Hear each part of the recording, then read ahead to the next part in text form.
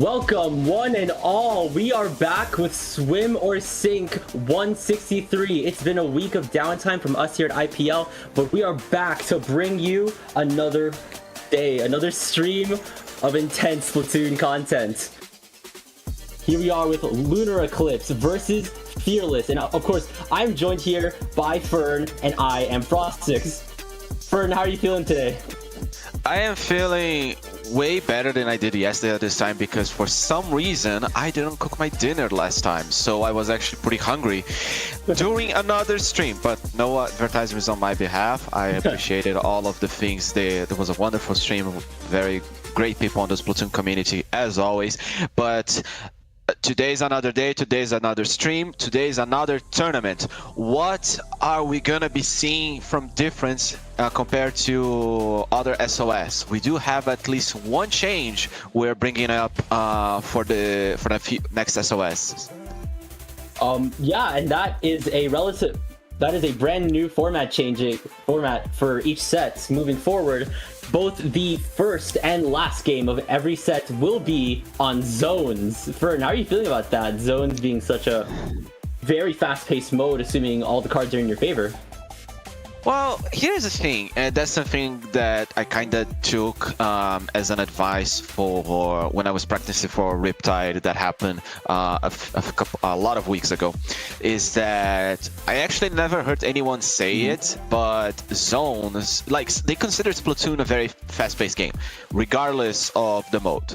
And making zones starting and ending a set, so the first and third game, not the second one, it's kind of interesting since it's gonna make like the game even feel faster and faster, to the point that we are gonna be feeling that when we're playing Clan Blitz, it's gonna feel slow. Because let's be real, zones, it's barely a non-KO map. Like it will most likely always KO.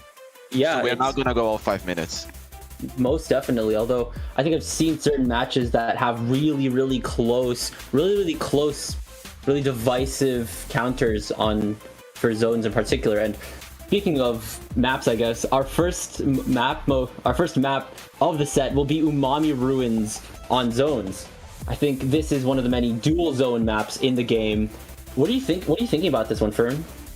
Well, better than anything Splatoon 1 on what's the port macro. That one was like an atrocious one, but this one, even if it's a famous Tetra piece, it is good in my books. And we're already getting seeing like both teams showing off their brand. We're already seeing Cooler on one side, Blast on both teams with range blast, with even the buckets the same, so it's just a gal versus a shot. Exactly, yeah, and we're noticing that both teams are also having their pencils. They're already getting their special charge going up, making sure that they can provide those coolers. Here we see Vivid trying to make it up that dreaded rectangle, being contested by the Range Blaster. They're moving up. Can they get Flame? They get Flame. They're moving in to cap the zone. Soda's up. People are hydrated. Here's Hyper.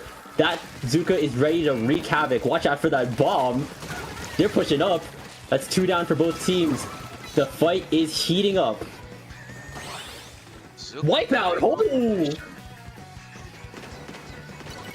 Yeah, that was a very good push and attempt on the side of Lunar Eclipse. The Zuka was in position to start using their special, but now it's going to be Fearless attempt. We're already seeing the whale being used quite honestly well. What's going to be happening next?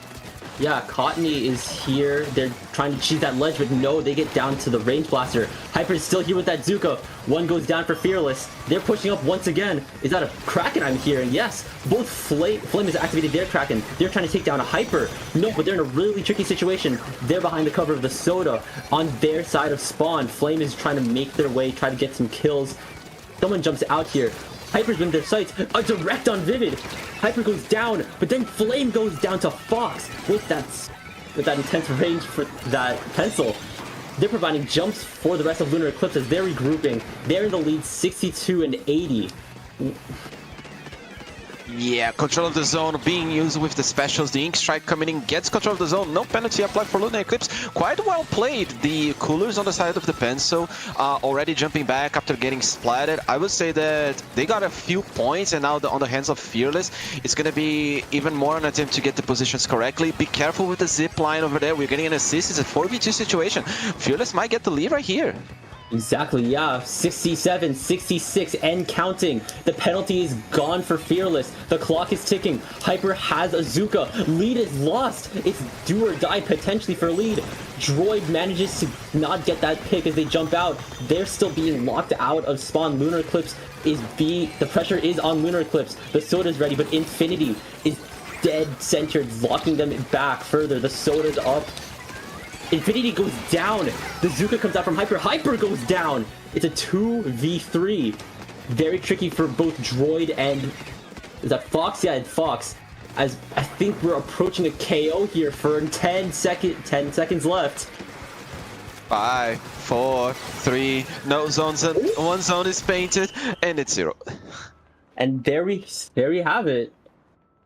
Okay, that was actually quite interesting because, like, I will be honest, like, I'm a backliner, and I was like not feeling that great. As I said, I'm gonna play a little bit of Zuka, try to understand a little bit more of the situation, and I kind of understand a little bit more about the position of the Zuka, where we saw 2 people from Lunar Eclipse go down when they were using Zuka. That was a very good splat bomb. I don't know if it was the bucket or the range blaster, but very well positioned, canceling any attempts of Lunar Eclipse to get picks. So very well positioned on the sub. But I will say that at the end, when I saw it was just a pencil left and was 4 people alive on the side of Fearless, oh, it was looking dire situation. They managed to almost get, but the paint output is still so big with such both comps very well painted. I think they were actually pretty active painting. Exactly, yeah. I think both teams, they did sport range blasters for a little backline support. They sported pencils for that soda for the soda from range. Did they both have shots and buckets as well? Because I think I saw a Kraken come out from both sides. I'm just not sure. So which weapons they came from. Both teams had pencil. Both teams had vanilla bucket. Both teams had custom range blaster, and not the 4th one. One had Gal on the side of Fearless, and the other one had shot. So only Zuka for Lunar Eclipse and Killer Whale for Fearless. Both can be really impactful specials, though. Maybe Zuka more than others, though. Yeah, but Zuka, if you honestly hit your shots, have proper aim, and not using on a situation that the end lag of the or the recoil of the special is gonna put you in a dire situation that you have to paint your feet. And honestly, like with such a, I would say, like, very fast comp, because like you have 52 damage from the Gal, or 56. No, 52. It's 62 for the 96, and the splash damage from the range blaster and the other shot from the pencil. You are most, if two players see you most probably already get splatted. Most definitely, but no time for further analysis as we enter game 2. Rainmaker on the dreaded Undertow Spillway. Are we looking to see any comp changes? We're seeing a V machine coming out from Fearless.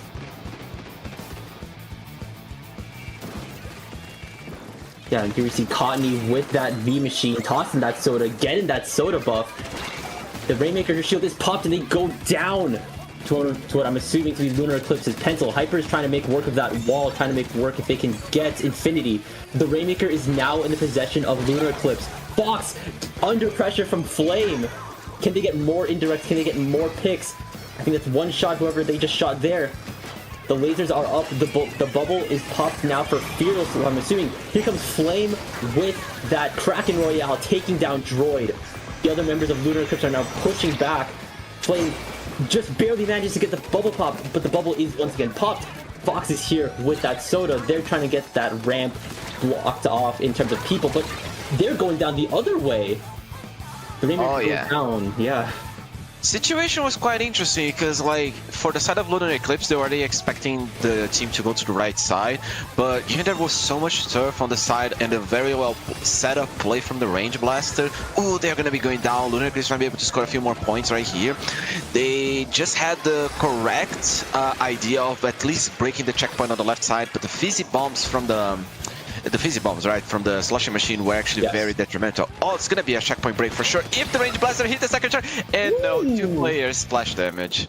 That's a very tricky situation to be in, to be at the mercy of that pencil, of that range blaster. The rest of Fearless is flushing out Lunar Eclipse from that side zone. Droid is here with that Kraken Royale as the rest of Lunar Eclipse is trying to regroup.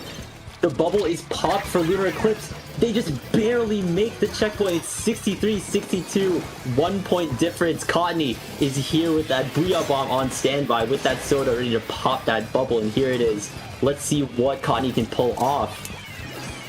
Cottony trying to avoid good defense on the side. Oh no, not so much turf to survive. And Hyper is putting a lot of shots. Oh, nice shot from Hyper. Positioning themselves quite well in the mid. Exactly. The Rainmaker is reset though, but Box is on the ready. Vivid's jumping in too. Infinity takes out Droid. That's it. Infinity takes two. They're moving to take down Fox, but Fox snipes them down with that snipe rider. They're trying to do a Flame now. Flame with what I'm assuming to be a direct. Very low on health now as they have Vivid in their sights. Backed up by Infinity. That Kraken is almost ready. The Rainmaker is now in Fearless's hands as Sawyer makes his way back up to that pedestal on the far left side for Fearless. Can they make this checkpoint? No! Honestly, this is one of the games, Rainmaker, that I don't understand why it's taking so long for both teams to break the checkpoint. It's incredible, like it's almost 3 minutes without no checkpoint break and they are barely being able to do it. So like I don't know if it's just like a bad case of like just a lot of splash damage being applied so much, or is it just literally a bad luck? No, I think, Bert, I'm thinking this is a game about pressure, but here it is. Looking like Lunar Eclipse has broken past the checkpoint now. It's 60-62. Droid is trying to pop that bubble. Most of the zone is in Lunar Eclipse's favor. Fox has the Rainmaker. They're in sight of Fearless's Snipe Rider. Sawyer, Cottony's back on standby with that machine. Looking to be a 2v... It's a what? Okay, well, there's 3 members of Lunar Eclipse. Whoa! Cottony with 2. Can they get a 3rd? Can they take out Hyper? No! Hyper just manages to get a Zuka in time to potentially get this bubble. Takes out Infinity. The rest of Lunar Eclipse is in the wake. Will Hyper be... Will Lunar Eclipse get this KO? No, just barely with 1 minute left. Hey, what got the kill? What got the splat on the Rainmaker? Because it wasn't the pencil, or was it a sub from the other weapons? But they're so close with 1 point remaining. They throw Cooler, trying to stay alive a little bit more with a Kraken and a Gal, pushing as much as possible. I mean, this is a KO situation, but we'll be able... No, Fox! Okay. But the rest of Lunar Eclipse is still here, and they mean business! Vivid slams down the Rainmaker! Making this a Game 3 situation. We are going back to zones, Fern. We're going back to zones indeed with a 1-1 score right now. Honestly, kind of hard to say like what could have changed because like the place from the sloshing machine, I forget their name, but like the splash damage did with the fizzy bombs just did enough damage so that the would combo with the main shots from the main weapon. Yeah. But sadly not triple.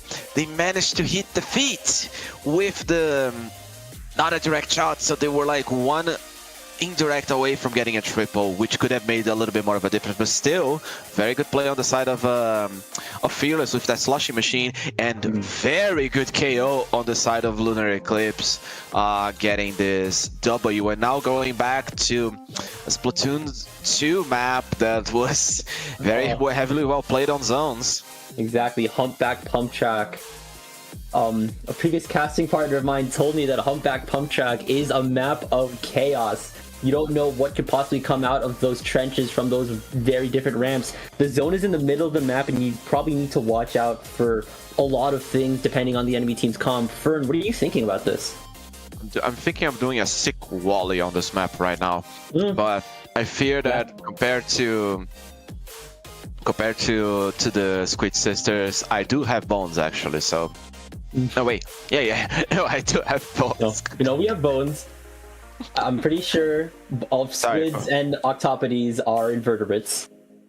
No, it's because I know a little bit too much about their dialogue, so trying to show some references. Oh, I actually love seeing so many different badges people use on their banners. And we're seeing a Splash-O-Matic on the side of Lunar Eclipse, and we're seeing a return to the Gal for Fearless. by the looks of things. Both teams are rushing out of spawn. Both bombs are hitting the zone. Walls are coming up from Infinity here. I think they're going to dive into the trenches. Can they take out Droid? Yes, they can. Infinity's deep in enemy territory, but Fox is watching.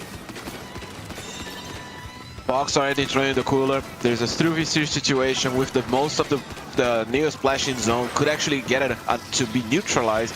Very 1v1 battle between the range blasts. It's always fun to see because it's one jumps after the other. Gets a nice double up, by the way. Good positioning.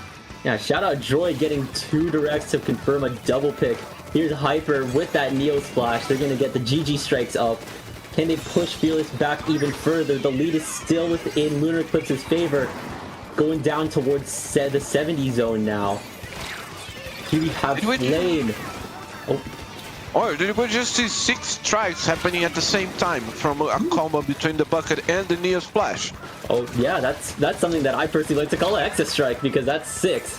Vivid's here with a double pick as the rest of Lunar Eclipse is still grouping. They're trying to get Sawyer. They're diving back into those trenches. I think I'm seeing a trend with this match right here, Fern. Oh, I always see a trend in between matches. Is one team captures a zone, then is the other team captures a zone until one of the timer runs out. Basic pattern. So now it's gonna be their attempt to hold the zone with the nice strikes. Honestly, that's the thing. That's the pattern that everyone needs to be able to do. It's to be able to throw 3 strikes at the same, so they destroy at the same location. And Fearless manages to finally get the zone. 61 for Lunar Eclipse penalty. This timer is now ticking down for Fearless. Can they beat 19? Flame is here with that Wave Breaker on standby. They deploy it. And I think the strikes are coming out from Lunar Eclipse now. Flame is pushing ahead here. Can they get Fox with that Range Blaster? No, goes down to Droid, sneakily waiting for their approach. Here's Infinity with that Soda buff. I think they've already popped their whale. Cottony's here, putting another strikes up onto the board, but then here comes more strikes on the side of Fearless. They're in control again. Fearless's push stops at 45 points. 45 points, 4v throw happening, trying to get control of the mid. This is a bad situation for Fearless as they already lost the gal twice with no cooler. This means the special is gonna cost even more. Nice special from the side of the Neo Splash, trying to get the positioning away, but now it's gonna be their attempt to push in as there's a 4v3, 4v2. Ooh, this looks dire for Lunar Eclipse. Exactly, I think we're seeing, but Sawyer is still trying to get some paint in for Fearless. The rest of the team is now on site. Cottony's trying to take down whoever's on the top ramp over there, but Zone is once again in control of Fearless. 2 are down on the side of Lunar Eclipse. Hyper's here with that strikes, ready to reclaim Zone whenever needed, but they're running away from bucket shots, from whale shots, from a blaster shot. The Splash-O-Matic is down, and they don't have any strikes to take back the next push. Regroup time for Lunar Eclipse, and they're gonna be spamming 2 specials. Here comes the first cooler. They already have 4, like basically, but looking at the score. Oh, almost a splat bomb managed to get. Here comes a Kraken from the Range Blaster trying to get the zone, and the tri-strikes right here. Oh, not enough time. Goes down to Infinity. The special is cancelled, and looks like Lunar Eclipse's timer is cut short. Infinity is trying to make work of that backline. Not yet, though. Can they take down Droid? They run from the straight bluff to the splat bomb. They take down 2. Droid and Fox go down, but Vivid take down Infinity. The zone is once again in control of Fearless. Vivid goes down to Flame's Range Blaster. They have the Wave Breaker ready, and they're closing in on Lunar Eclipse's 19. Their penalty is almost over there at 25. The Wave Breaker goes down. Wave Breaker doing down their damage. I'm trying to see if the Wave Breaker on that position actually it does get into the window. Oh, that's a nice cap and synchronization with the specials, Kraken and tri-strikes from the side of Lunar Eclipse, which means like if you're in a dire situation like that, you have to be mindful of gathering special and not feeding to the point that your loss is gonna yourself getting splattered is gonna be what's gonna like your lack of special to the team to getting the objective. Exactly, but we're seeing another bout of specials coming out for Fearless. Hyper goes down to Flame, the Wave Breaker and the strikes come out. They take down 2. They have Soda. They can come back if they ever go down. 6 points left for Lunar Eclipse, but then Fearless cap zone. We may be looking into an overtime situation, Fern, as we enter the last 3 seconds, but it probably won't be the case. Infinity is still pushed up as we enter overtime. We're seeing overtime with the Neo Splash popping up the Ink Strike. Bensu getting splatted. They missed the zone, but they might be able to. They are neutralizing it. It's a very chaos situation happening here. It's gonna be still gonna be pink. It's not gonna be enough. It's neutralized again, but will they be able to get? No, it's still gonna be pink. Lunar Eclipse in a very dire situation. You don't have another Ink Strike. It's the bucket trying to cap it, or is it gonna be able to neutralize this once again? No, it goes back to pink. It goes back to pink at 7. It's a 1-point difference. This is finality. The Wavebreaker. Lunar We don't know who took kept this. The zone. Lunar Eclipse kept the zone. They needed 1 more point, so Lunar Eclipse wins. What? That was insane to see overtime with a 1-point margin. Lunar Eclipse taking this set and the round as a whole. Congratulations for Lunar Eclipse. You overall deserve that, because that was such like a hard cap. Like, you just had enough points so you wouldn't get disclosure. It took 2 specials. I don't think the cooler, like, it wasn't a comeback with cooler nor Kraken, because the pencil was down and the range blaster was just being splattered before. So I don't think they popped Kraken just in time enough for the retake. Definitely, I think we've seen the importance of specials like Tri-Strike, specials like Kraken, stuff that can displace the enemy team out of an important location, so your team now has that space in their favor. We saw that from a flawless execution. I'm not sure which team did it. I think it was, which team was that was Cyan? Was that Lunar Eclipse, right? Pink was Fearless, Lunar Eclipse was Cyan. So then it must have been Lunar Eclipse that had that insane, like, that flawless executed push with layering the Tri-Strike with the Kraken. If anyone didn't get taken, I think it was towards the end. I think. I'm gonna recheck the VODs later, but like, even though that was mostly the plan, they were using Ink Strikes in sequence, like. 1 Ink Strike to try to get the zone a little bit of displacement, so they would start painting the zone, and then the Kraken would be like, "Oh, you're gonna be painting the zone, so I'm gonna be painting you then with the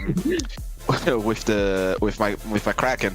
And also we also noticed, we didn't call out that change, but instead of using a Kraken range blaster, I think we had a Wavebreaker on the side of Fearless. Yeah, Wavebreaker range blaster. Yeah, we saw Flame with that V range blaster. Wavebreaker can still provide a lot of useful information to the team, especially once you get a wipe, assuming that it's good to mark locations of the enemy team just so you know what angle they're pushing from. Then again, you can just jump over it. I mean, it's hopscotch test. When Splatoon came out, that was basically what we were calling. You failed the hopscotch test. That is a jump issue per se. We have the skill issue, we have the jump issue. What's gonna be the next one? I don't know, man. Back issue, because back check, everyone. Check your backs. Yeah, thanks for the posture check, Fern. Good to know. I almost felt like a shrimp when you said that. Yeesh. Anyhow, we are gonna be going on a break and waiting for the next round to start, so don't go anywhere, because if you just watch what we watch, you don't want to miss what's coming.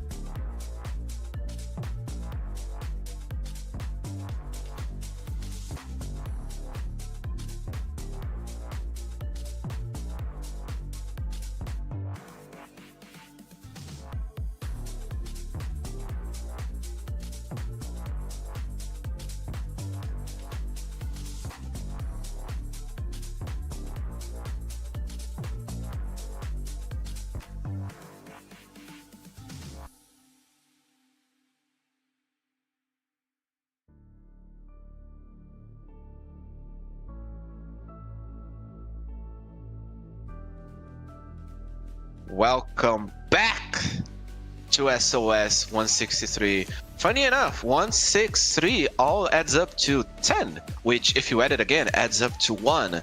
That means nothing. But these two teams are gonna be playing, at least I hope, because I love seeing matches, gonna be playing 3 beautiful matches. Breakdown is back with Wibble Wobble. Frosty. Oh yeah. Any words of hypeness that you can give us? Hagglefish Market Zones is maybe one of the maps of all time. You said before on the first set that you were backline. I will now provide my perspective as a frontliner to Hagglefish Market. I've probably said time and time again on SOS that those alleyways are a wiper's dream. You just love to flank those. You just love to catch backline sitting in front of zone off like on their heels, especially if you can maybe cheese any persistent backliner sitting on that dreaded tent. When I get you, you e-leaders. Okay, I'm gonna get you instead because my range is bigger than yours. And don't you dare use Zipcaster. I'm getting every day I'm getting better at sniping all of you in midair until I find the timing, which is honestly much more gratifying than splashdown canceling in Splatoon 2. I didn't think it could be possible to be something more gratifying than that. Also, sorry if you were a Splatoon 2 player and love splashdown. Like, I kind of understand it's addicting, but it's so predictable. Please don't do understand that we sometimes can read a special being used, and that's right now it's being used mostly for even the current splashdown is actually quite predictable. The issue is we cannot cancel as easy because we most likely don't want to get splattered. Fair point. There are 3 other splashdowns that you gotta watch out for. But outside of the fact that this map seems like a flanker's dream, Fern, do you have any other wise words of advice about Hagglefish Zones? I mean, Hagglefish Zones, something that I always notice, you mentioned yourself, the beginning of the match is always a straightforward. The wiper or the similar player style is gonna go coming, I'm gonna say like on the perspective that I'm defending, so it's easier. So they're gonna be approaching from the right side, so they're gonna be flanking on their perspective from the left side, and trying to get the picks, not necessarily on the back line, but on the players that are still playing in the zone. But if they have the cooler and they are at least popping the strike, the first Zuka, it's gonna be the perfect moment for them to try to positions on the right sides as they pass the zone. And our match is now beginning. Breakdown is back. Wibbly Wobble. They're trying to make their way out of their spawns and into the zones. Are we seeing anyone making it into those back alleys? We see Ultra here with that decavitator, but no, I don't think anyone is taking that back alley. I lied, actually. Here's Shimmerine.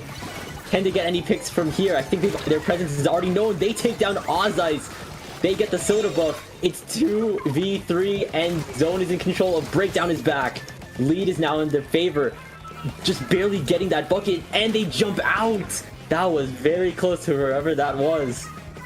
I'm trying to understand what was inside, doing the meme quote from Inside Out. What was going on inside their head? They noticed there was a forge happening on the left side of the map, on the purple team perspective. Ooh, nice engagement happening right here, and a special canceling on the side of the bucket with the teamwork. That's actually quite good for Wibbly Wobble. They might be able to get at least a cap if they can destroy the bubble from the cavitator.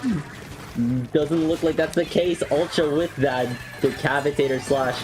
Here's WH Fresh with that tri-stringer. Can they get any zone pressure? Whoa, just barely missing out Ultra's blade. Ultra's in a really tricky situation now. The soda is now theirs. The Glutis pops another Booyah Bomb. It's 695. Zone is still in control. Breakdown is back. They may just be able to close this match out in lightning speed. Wow. I call that Buffalo. I saw the zone being painted more. We could have seen Wibbly Wobble make Breakdown play a little bit more for their win, but unfortunately it's gonna be, I don't think they even got cap once, so straight away straight KO from getting the points. And moving out to the second match on Tower Control Inkblot. I will say, however, that Wibble Wobble needed to pay a little bit more attention with some positioning. The moment that I saw the bow drop in front of the sword, I'm like, oh yeah, bruh. I don't know, man. That's like a real. You're basically. Once the backline drops from that safe haven known as the tent, you are a target on everyone else's list. They want to make sure that there is no lasers in their face, no explosives coming out from a tri-stringer, no blasters, no cheese, no Johns. We need an Nintendo. Imagine a Nintendo stream. Like I still think it was. I don't know if it was a genius play or a stupid play on the side of Nintendo to have Reggie fight Hungry Box in Smash, because like that was. I mean, at least they could have seen. At least they could have like do a preset match to understand the situation or something. But the what was I talking about again? Oh yeah, you're talking about the moment that a backliner drops from the tent and it's like everyone's going straight for you. It's like a bad call. But on how Tower Control Inkblot Art Academy, this is gonna be a much slower pace and taking. Honestly, yeah. What's gonna be the sword play right here on the start? What would you do? I would honestly, in my position, I would try to make sure that I can get a couple opening picks, maybe. That way we have the man advantage. That way, when your team is making it up that stairway, I think that's the first checkpoint. Once you're making it up the first checkpoint, you want to make sure that there's less pressure on your end as attackers. That way, you don't need to worry about just the immense amount of pressure that the defending team can apply from rafters, from any plat. That zone, I've said time and time again, is like Sisyphus rolling the boulder up the hill. You want to make sure that boulder doesn't roll back down, or else you're in for a really long TC match, man. I mean, that's TC in general, and Splatoon in general. Let's just try our best to roll that boulder, and all it takes is 3 matches in solo queue for us to start from the beginning, or at least stop for the night and try again on tomorrow. Well, I don't think you have any more time for analysis, Fern, as game 2 of second set begins. I think we're seeing a very big switch up from Breakdown is back here. They're sporting 2 Splatlings as well as a Luna Blaster. Wibbly Wobble is sporting a similar comp, but now I'm seeing a V-Dualies as well as a V-Shot. Very interesting comps, changes on both sides. 2 Splatlings is not something that you see every day. And a Luna, ooh, in a 3v1 situation. This is gonna be tricky for sure on the side of Breakdown. Exactly. We have Lianzi here. They're trying to run away from straight shots coming from Verifan with that head it. Here's Verifan and Ultra now moving up towards that dreaded ramp. The soda buff is here, and Breakdown, they're back with that tower possession. It still hasn't moved though. And now they have it, by the looks of things. They're moving it forward a bit. Renfan is definitely up there. They go down, but Verifan's keeping the pressure onto Wibbly Wobble with the head it here. Cooler is ready. They go down to the Zuka shot. Well, that's not gonna be a very well-suited Cooler because it's gonna be on the tower, so far away from almost anyone from the side of Breakdown. Breakdown is back. It's so hard to do when the teams do these team sentences because you're trying to put them in a very order. Oh, here comes the blaster, but it's gonna be cancelled on mostly all of the other weapons. A lot of fights happening outside of mid. This is a little bit unorthodox. Yeah, but Renfan is isolating these fights there. They get 2 in the farther sides of Inkblot. Here's Shimmering with that direct with the stealthy Luna Blaster play. That's 2! I think Breakdown, they are once again back as they're moving up the tower. Shimmering is still within Wibbly Wobble's court. Renfan, they're here with the tower. They're trying to make it up that dreaded ramp again. Here's Renfan. Can they get Ossice? Doesn't look like that's the case. They're still trying to make some more maneuvers here to out-dodge that bucket. Bucket on this is a 4v4 situation. Yeah. They're using the specials. This is that took 2. That's huge. It's just 1. It's just 1. They're gonna be able to do it. Oh, they're gonna finally start pushing, getting some points. I think this is a really tricky situation here for, or look, what is probably Wibbly Wobble, but I think they're trying to have their own push here. Lianzi taking down Renfan, going down to Ultra with what I'm assuming to be the Zimmy here. Verifan is once again on that tower. This has been a really big back and forth from both teams here. Both pushes seem to be ending at that ramp, that first checkpoint. Well, we're gonna be seeing the Zimmy try to position themselves quite nicely under the top. Maybe using the special. Nice, they managed to stay alive. Oh, they're gonna be go aggressive here.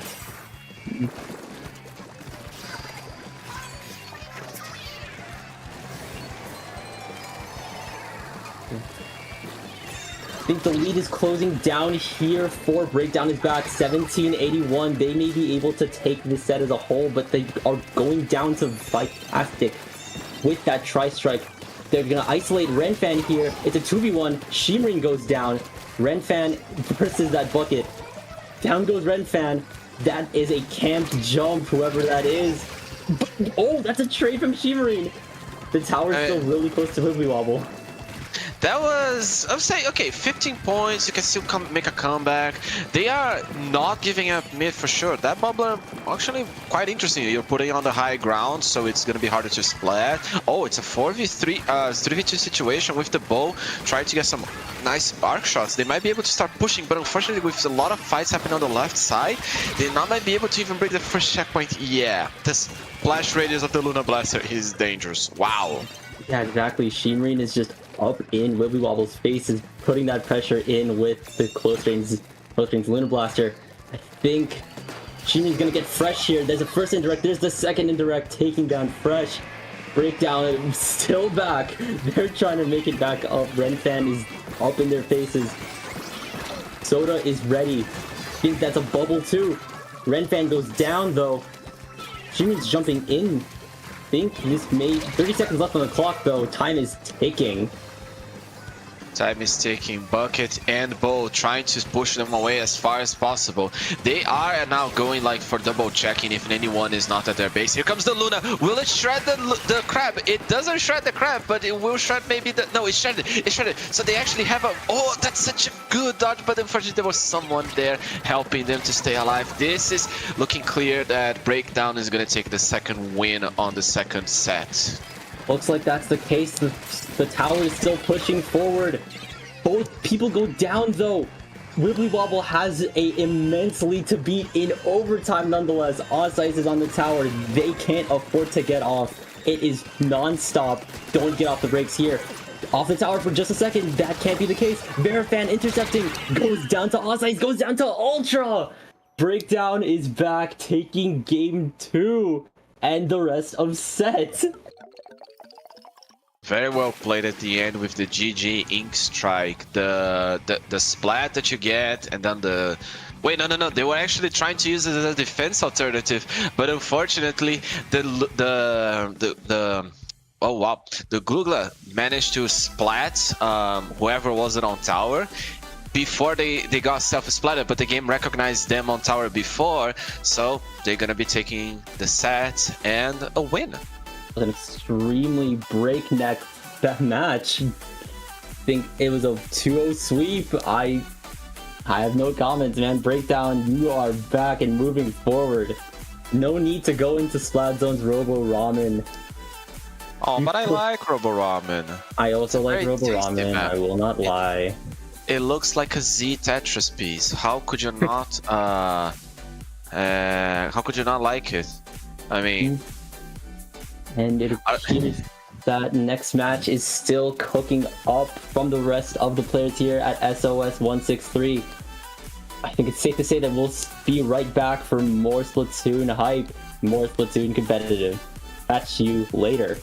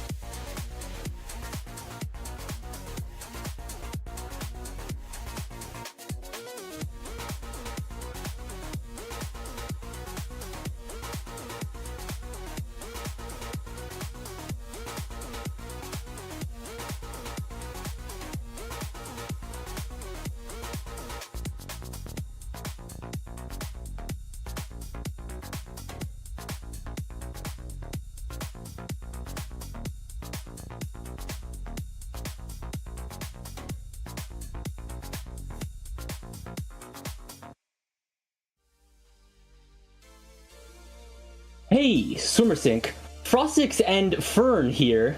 Where are your fingers? Well, if you've watched the past 2 streams with me before, you know exactly what I'm going to say. Up next, we have Retro Records versus https://tinyurl.com, which leads to a wonderful Twitter post of a redesigned snipe writer known as the Poppy Pencil. So that's going to be how we're going to be referring to this team, Poppy Pencil. Apparently, I think this is an art made by Shizukugeru, or at least that's the author of the post. They only label as Poppy Pencil. But yeah, so it's Retro Record versus Poppy Pencil. I think this is the actual pencil Nintendo is hiding from us as a third kit. So Yeah, what would be the worst kit for this? Like, we always talk about, oh, I want this, this, and this. What would actually be a worst third kit for the pencil? I don't even know what would be considered good or bad. I just want to see this thing have inkjet. Wouldn't it just be Fine, funny? marker and inkjet. Marker and inkjet then. Oh, wonderful! That'll get him for sure. That'll apply That'll apply even more pressure from the back line. Not only can you reveal information, but you can also just reclaim zone, reclaim towers, stop tower pushes, pop bubble. What's another thing that pencil can't do? Survive. Ah, fair point. Yeah, you're right. Anyway, we're gonna go straight for the map that didn't get an exact copy from Splatoon 1. We are gonna go for zones on... Wait, I forgot. What's the name of the resort? I forgot. Mahi. Both teams are making their way out of spawn. They're trying to make sure they have that control the very, very tiny zone here on Mahi zones. It looks like Retro Records is here with control first. That decap is making their presence known. Here's Avon with that Wellstring here. A lot of pressure can be applied on the side of Retro Records. Here they have Cooler. The whale is coming out from Poppy Pencil. Maycog taking down Piner with that Reef Slider. They're facing up against Drag. They get shot down by Poppy Pencil's actual pencil by Kalon. Kalon trying to shred the bubbler. They're trying to get the zone, but the situation is still 3v3. Water level is going down. 2v2 happening right now, both shooters painting at the zone. This is not going to be easy for the pencil player. They're going to pop the cooler. Very good. They're trying to jump into the cooler. Okay, this might be the opportunity they have to get the zone. The Gout needs to paint just a little bit behind so they can actually neutralize the zone. Paint the zone for your friends. Paint the zone. Thank you. Here we go. The penalty is now on Retro Records and 42 with 46 left, counting down. Slime serves here. They go down to the burst bomb, but not just enough time to get that bubble going. It still looks like pressure and space is on the side of Poppy Pencil. Here's Kalon trying to get any more shots in on that Reef Slide user. Piner's also on the zone, making sure to get any straight picks from the space revealed by the rising water level, or the lowering water level. Piner's moving up here with that Gal. Oh, please move. Oh. No, please, you move. No, you move. Okay, we both get splattered. And here comes the cheese from the Reef Slider, but that was actually a quite nice snipe from Poppy Pencil's player. Tried to say that, the Tentai said, oh, here comes the Carbon getting the very good pick. Shaze is here with the crab tank, ensuring that Poppy Pencil's push can still happen. That looks like a 2v1 on Slimester, and that's a camped jump, whoever that is. I'm sorry. Avon goes down. Drag still has the last Zuka shot, no targets yet. Piner is still making good use of that shooter movement. It's looking like a very smooth sail for Poppy Pencil as their penalty moves down. They take lead here. It's now 43, 42 and counting. Retro Records is kind of locked out of their own spawn. Piper, Drag, they're just in their faces. Pressure being applied from the Wellspring as well. Ooh, that was actually an interesting jump, trying to survive the suction. We see right side, here comes the big bubbler, trying to be used in the zone. Here comes this cheese with the Reef Slider on the side of the Rag Drinker, and it's just the dualies. What's gonna be? 3v1? 3v1, easy pick. Now it's Poppy Pencil, time to shine. Here comes the Carbon that scared the hell out of me, getting a double. Yeah, Carbon is deadly with that one-shot combo with that Zuka in its back pocket. The Zuka, the Crab, Poppy Pencil is back and they mean business. They take back zones with a penalty of 50 and counting. They're still looking to push their lead further. The zone is still perfectly in their command. Pressure is slightly being applied. Here's Maycog with that cheese slider once again goes down. That re-slider is really good at capping the zone for Retro Records. Positioning right here. Also, yeah, 3 specials being deployed. I think we already saw the Zap throwing the cooler. This is a very interesting situation because even though they're getting good positioning to cap the zone, it's so hard for Retro Records to actually maintain it for that long. Like, they just used the cooler, but the end Zap barely has enough for the second one. So we're going to be seeing at least 20 or 15 seconds until there's another attempt of Retro Records to at least paint over the zone. Yep, Slimester takes down that Crab, but then goes down to another member of Poppy Pencil. Drag using the stealth that Carbon is notoriously known for. Can they take down Avon? Not yet, just barely, but they take down Slimester, takes down Rice. That's 2. Avon wasn't even one of them. Lead is still in Poppy Pencil's hands, but penalty is running down for Retro Records. 30 seconds left on the clock and counting. 40 seconds now, no penalties applied. They need to retake the zone. The Carbon, the star player of Poppy players that managed to get, for some reason, failed to get the hitbox on the well string. But now it's just a good combination of the Poppy players trying to get the pick with the zone with the Crab. 9 seconds remaining on the clock. This looks like a very stable situation. They just need to hold it for about 30 seconds until they actually lose the match to Retro Records, but everyone's going down from the Poppy players. That is such a good coordination between teammates, but will they be able to control the zone for that long? I'm not sure, Fern. This is looking really close. Rice has the cooler ready. They just need to cap this zone in order to keep going to get out of that penalty zone. Piner's moving up with that Gal. The zone is being painted by Shaze's Crab. Drag is moving in with that Carbon, takes down Maycog. The zone is still green though. Avon has that wavebreaker ready. 15, 14, 13, this may just be it. They take lead, and Retro Records getting the first game of the set. Mahi Mahi is theirs. Mahi Mahi is theirs. It's for you to go take a deep dive and celebrate in a pool because you took quite an interesting game. Wait, actually, speaking of which, remember when I said at the beginning of the tournament that zones... Oh, here comes the fist bump. That most of the zones wouldn't go to a KO. We saw the best zones matches were actually played all 5 minutes with a little bit extra on the overtime. Yeah, so, exactly. It's the dreadful because of the bucket commentator's curse, and now Clamblitz Scorch Gorge. I'm gonna actually laugh if Clamblitz Scorch is not 5 minutes, given that is such a tight push with always being elbow push, and barely having at least one player doing the push from the crates. Yeah, well, I was gonna say, what would you do instead? Go on the grates? Use Zipcaster. Yeah, okay. That's fair. Yeah, make sure you can go up the plat. That way you don't need to go up on the ramp, the elbow, or the grates. And you can surprise the backliner too. Exactly. Also, speaking of certain things, like here's the thing.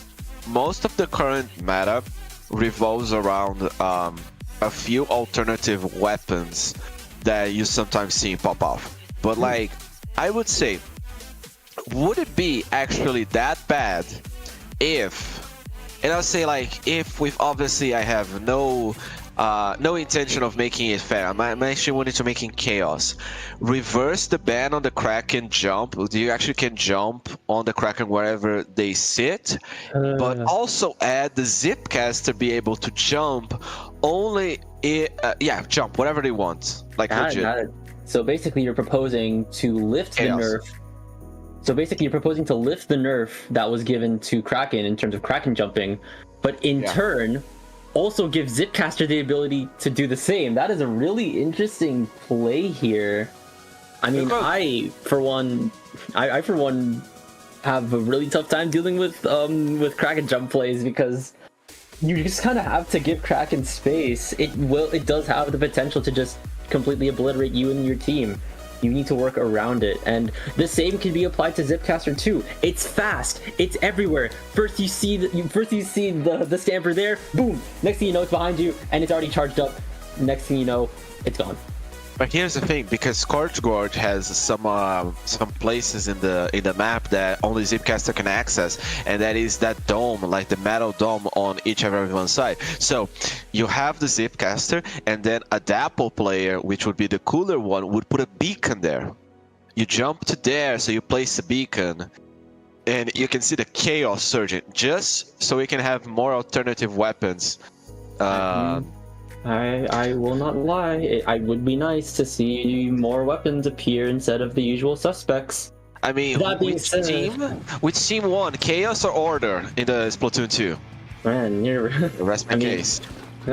Oh, time to see what the teams have in stock. I think I'm seeing a Dynamo and a Brush for Retro Records, I think, and Poppy Pencil here with a pretty similar, I think the exact same comp from the Mahi Mahi game.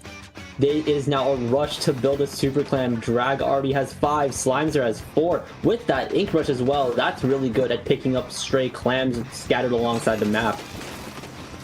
Indeed, the Brush trying to get a little bit more clams, trying to be, I mean, you see a Brush player, you know exactly what they're gonna do. They're gonna go try finding a situation where literally they're gonna go behind you and get some picks, and that was honestly a good trade for the Brush and a good pick on the Carbon. Will they be able to get the Sniper Rider doesn't get the pick, and the Dynamo get the double. Ribby's out here with a double with the Dynamo. Can they go 3 for 3 from behind? The Carbon goes down. No super clams are present yet for any teams yet, but the pressure seems to be applying on Poppy Pencil. They're actually really close to one. Scribby's is 1 clam away from getting that football. Here it comes. The rest of Poppy Pencil are here to guard that basket of theirs. Shaze is out here with the Crab, trying to put more time off of Retro Records' end. Can they survive these Zuka shots from Rice? Doesn't look like that's the case, but they're gonna move in. Rice goes down to Shaze. Shaze goes down. That's a wipeout for Retro Records as Avon scores the first touchdown. Can they get any more clams further in? Ribbies is tossing clams in. 7 clams looking to go into that basket. They're gonna potentially be able to go down to the 50 margin, 59. That is a really good lead for Retro Records. I will say for sure that what we're seeing Scribbies do from Retro Records is like, don't necessarily just spam all of your clams right away, because most likely what's gonna happen is you are going to be focused on trying to just spam A as fast as possible, then you're not going to be able to notice that the other team is pushing against you. And it's better for you to throw a few so they pay attention to you, but then like you just do 2 or 3 and then you start shooting back again. Because like the basket's still going to be staying up for a while. So it's basically like a moment that you have to manage 2 things at the same time. Make sure that you can get people off of your back as Slimezer looking to take 2 down. I think they have a 3rd person in their sight. Takes down Drag. The Whale is ready. They're on Soda Buff. They have, they're just barely short for a Super Clam. They're tossing their clams actually to Avon. I think Avon's going to be the one to break here as Slimezer is probably going to wreak more havoc in front of the basket. The Wave Breaker goes down. People are marked. The 5 explosives are out. Piner goes down to Avon from a really long range, and Drag is really deep into the back line. Can they dodge the incoming crab shots? Looking like that's the case. Oh, the crab actually got splattered, so that's actually quite interesting. So the Wellstring did have managed to survive a little bit more, but unfortunately for the Brush, now they're gonna be dancing in front of the other pencil player. No, sorry, the only pencil player from Poppy, trying to get the pick. Managed to shoot the vanilla shot and getting a little bit even more clams. Wellstring using the point sensor to give the signal to their teammates. This is gonna be huge. And 7, they have enough to finish the game. They just need 1 more behind them. The clams are there. The Brush has the thing, and it's over. Well, I'll be damned. You said earlier that if Scorched Clams was faster than the Mahi game, and what do you know? Retro Records takes this entire set 2-0 in a game that lasted longer than the Mahi Zones match. Yeah, I got called out because that's commentator's curse. I never, and like I'm even gambling at the same time on the teams, and I'm honestly just losing left and right. But you know what you can do to honestly lift yourself up with a nice sponsored video from not Raid Shadow Legends, but from Definitely not. SOS itself. So take it away with our new sponsor.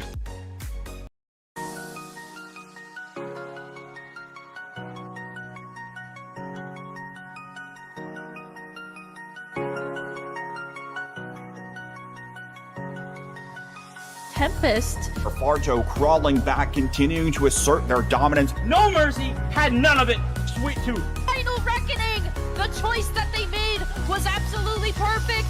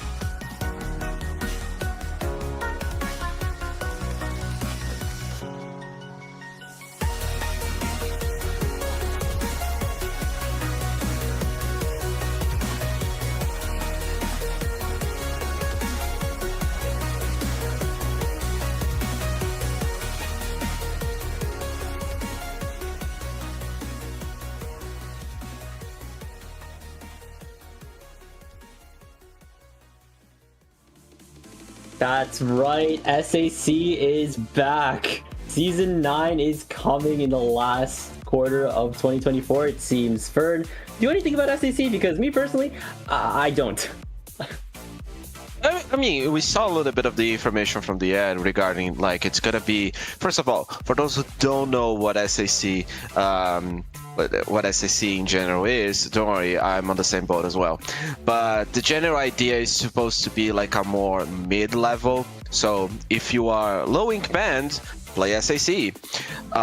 It's literally just it's literally just like a more opportunity for you to improve, and like if you do good, you become a player closer and closer to Div 1 or Div X on the next year. Like, it's an opportunity that, because like, here's the thing, I say Popgun has a point regarding low ink. It is a tournament that some people would say is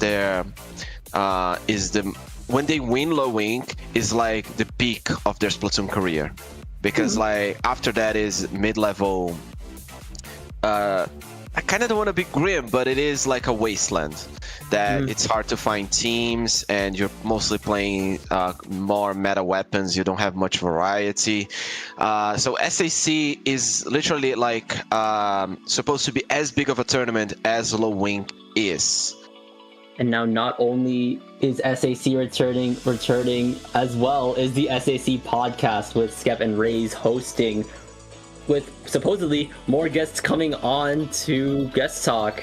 This may just rival a certain podcast that may be rising on the scene that I shall not name. What, is Voldemort playing? No way. Well, honestly, I was a big podcast person. I'd be, if anyone that is in charge of the SAC podcast is listening, I'd totally be down to talk one time. Give my man Frosty the opportunity to play SAC. But yeah, let's talk a little bit about the dates. Because here's the thing, the idea for SAC is supposed to be 2 weeks from. Every 2 weeks is gonna have a tournament in starting October. Was it already next week?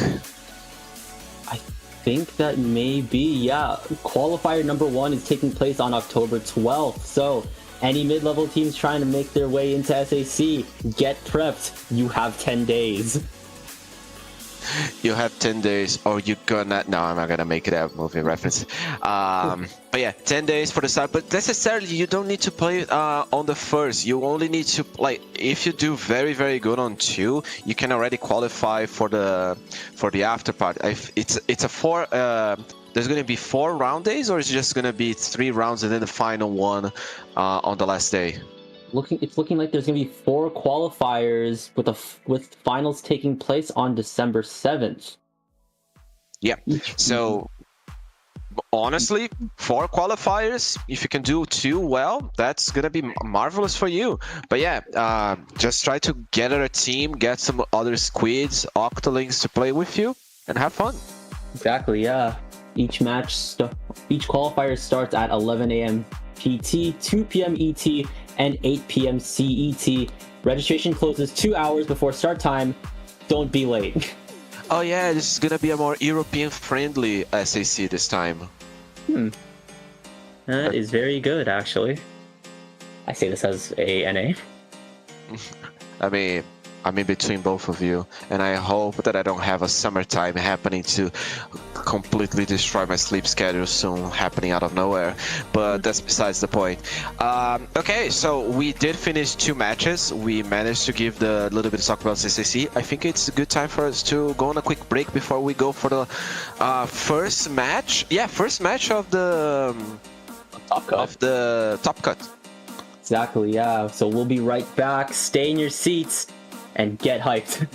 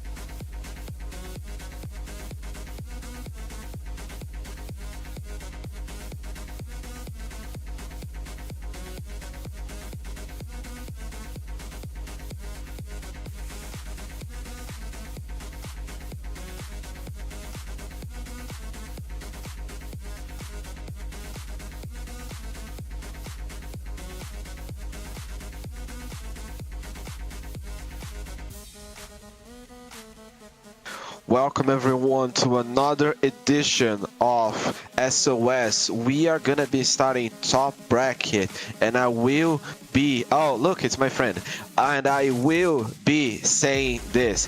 Please, if you have a tournament, do not wait for the match that you decided to play Rank X to finish.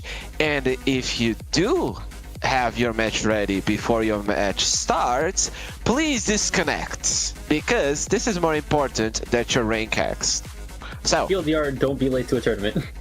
exactly, don't be late for the tournament, or else we are gonna be summoning all the demons that we've been discussing in secret in here to curse you for delaying our job.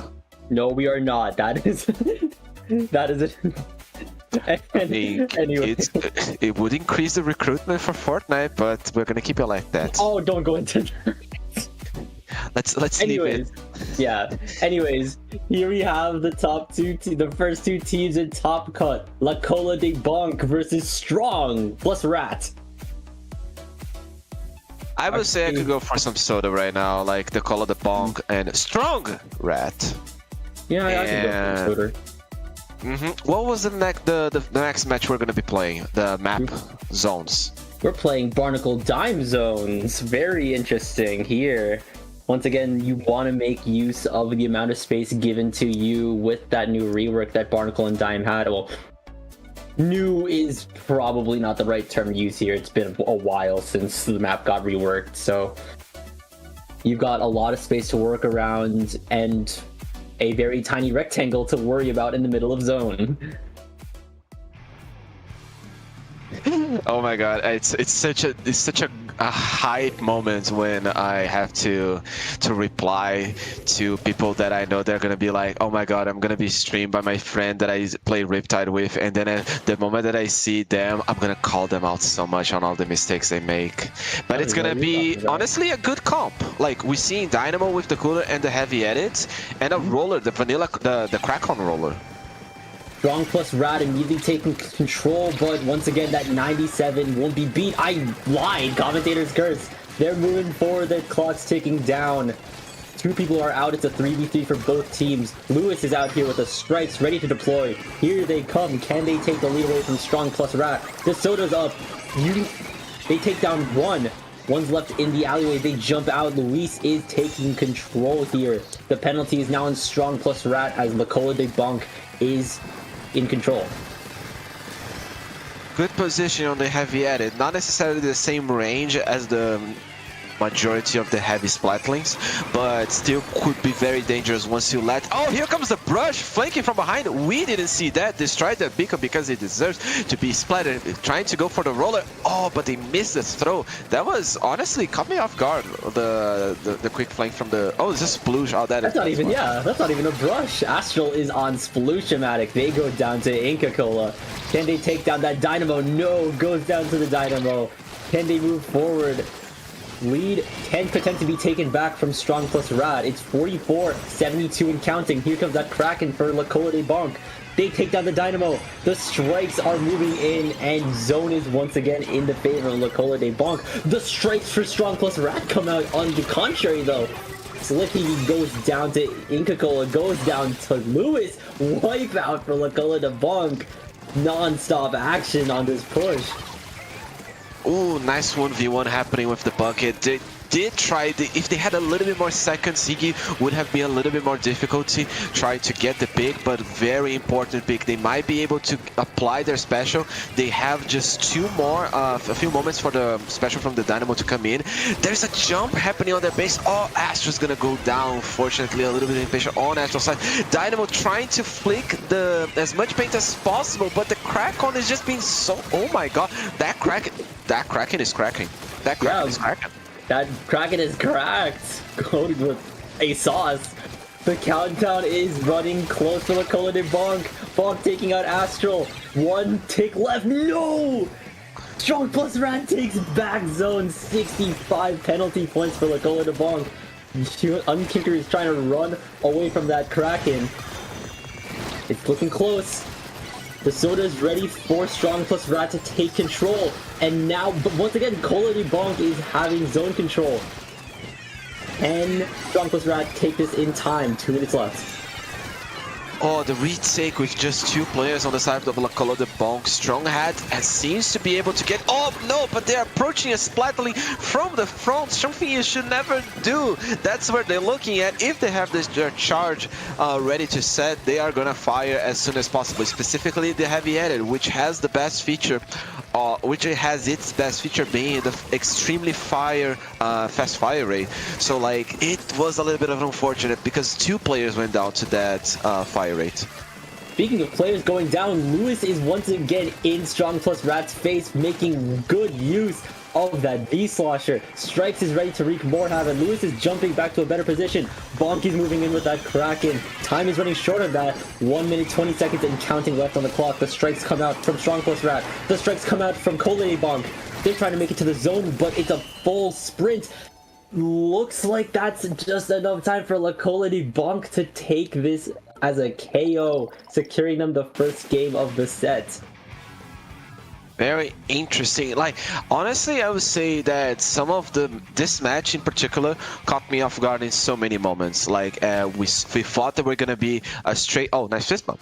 A straightforward KO at the beginning, but then, like, when we were watching the peak, not the peak, like the crack moment of the crack on roller, getting, I think, about 5 or 4 splats, I thought that was gonna be game. And then I think the Dynamo... At least, I mean, the Dynamo must have contributed because that zone painted so fast. I wasn't even... I honestly, I got caught off guard in many moments. But I will say that compared to this match and the others that we saw, Kola De Bonk was really aiming to taking control of the enemy elbow. And we saw that on the side of the bucket, trying to basically peak moments where the Strong plus Rat would be positioned on certain locations and just use their special.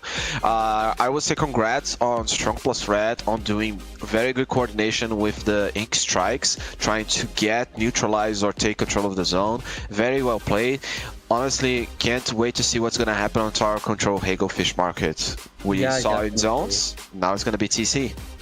Think much like any transition from a zone to a TC map, you may just expect this match to take much longer.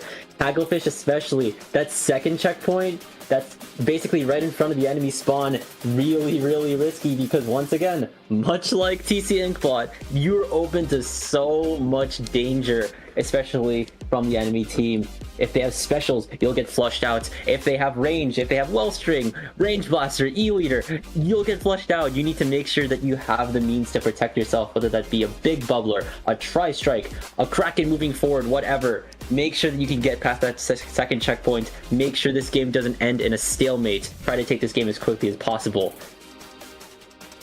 Exactly. Tower control, I would say, what would say is like the hardest checkpoint to get here? Because like the first one, pretty straightforward. The second one gets a little bit harder. But the third one, like, would it be considered a hard one or just the journey is for the hard one to get? It honestly depends. I've kind of already, I think I may have already stressed about how tricky that second checkpoint is to break through. It really just depends on how well you execute that second push. And I guess we have no more time for analysis. Game 2. This is match 4 Bonka de Kola. Or like Kola De Bonk, my bad. Hope you didn't hear that, team. Just use the apostrophe S, that's grammatically correct. I guess. Looking like we have a lot of changes in the comms. Inca Kola is out here with a 52 deco, and we're seeing a Neo Splash. Oh, that's 2 down already from Strong plus Rats. It's a 3v1. Bonk is up here, takes down Muzan. That Kraken is ready to rock and roll. Bonk is just standing there menacingly as Heavy makes it to the first checkpoint. And here it is, that point that I've been stressing earlier. They move forward. Will they roll this boulder up the hill? Oh my god, you gave me the homework that I need to get more SpongeBob references. We're seeing a 4v... No, we're seeing a 2v3 happening. It's a 2v2 in favor of Kola De Bonk. They might... No, they actually might be able to get the zone. They get the beacon as well. Please, don't miss. Thank you very much, Astro. If you had missed that, I would have actually get on my own hammer and slap on her face because it was extremely don't miss situation. Now, the situation becomes, what will they do trying to get control of mid? We're seeing the Kraken once again from the roller popping in. Oh no, yeah, this is just a Kraken from the fight. We had a 96 gal instead of the 52 with the tricolor screen. That was a really impactful play that looked like a quadra from Astro on the Sploosh-o-matic, but it seemed to have no effect as Kola De Bonk is still pushing forward. That splatter color screen is down. They're down one man, but Wobbly, they seem to have the resources. That cooler, oh not the cooler, the bucket has tri-strikes. They're gonna take down that. Doesn't seem like they have enough time. They lose the tower. Slick Higgy is out here trying to make sure there's more pressure with that bomb spam, with the potential blaster shots causing indirects. It's looking like a 3v1. I lied. Oh. It's a 3v1. It's a 4v2, I think. Here comes that Kraken again. The Kraken, there's so much control that the Kola De Bonk has. Oh, Astro, nice surviving there. Please. Okay, no, they managed to get a pick. I'm actually, yeah, good. That was actually a good position. The match will continue. The match will continue. There is a possibility we're gonna see 5 minutes, not a KO just yet, because I want to see 3 games. I don't want to see just 2. Give me 3 games, please.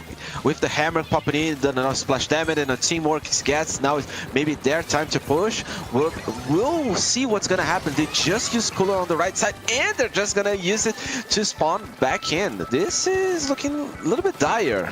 It is looking pretty dire. It was previously a 2v4 scenario. Muzan has strikes. The cooler buff has already been used on 2 members of the other team. Strong plus Rat actually has 2 members going down. Here's Zoe with that heavy-headed tossing down the cooler. The beacons are once again in set. I think Kola De Bonk will start pushing the tower up again, but here's Astro once again. No, goes down to Zoe this time. No pop-off for Astro this time. That's unfortunate. The push is still very decisive. The Kraken comes out from Kola De Bonk. The strikes come out. Zoe's painting up the side, making sure there's no one flanking. Right? Doesn't look like that's the case. They keep pushing, man.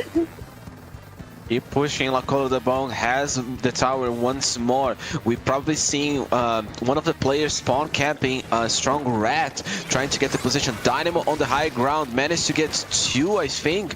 At least now they're going to be playing a little bit more defense. The blaster has a splash damage. It's just a 52 by the left side of the tower, and it's now a wipe out situation. Remember that they had a beacons popping in. They might be able... Oh, they managed to get a wipe out once more, but the Sploosh managed to trade, and I don't think it counts. Yeah, they don't have a cooler. So they're gonna lose half of the special. But it's a push, it's gonna ping really fast.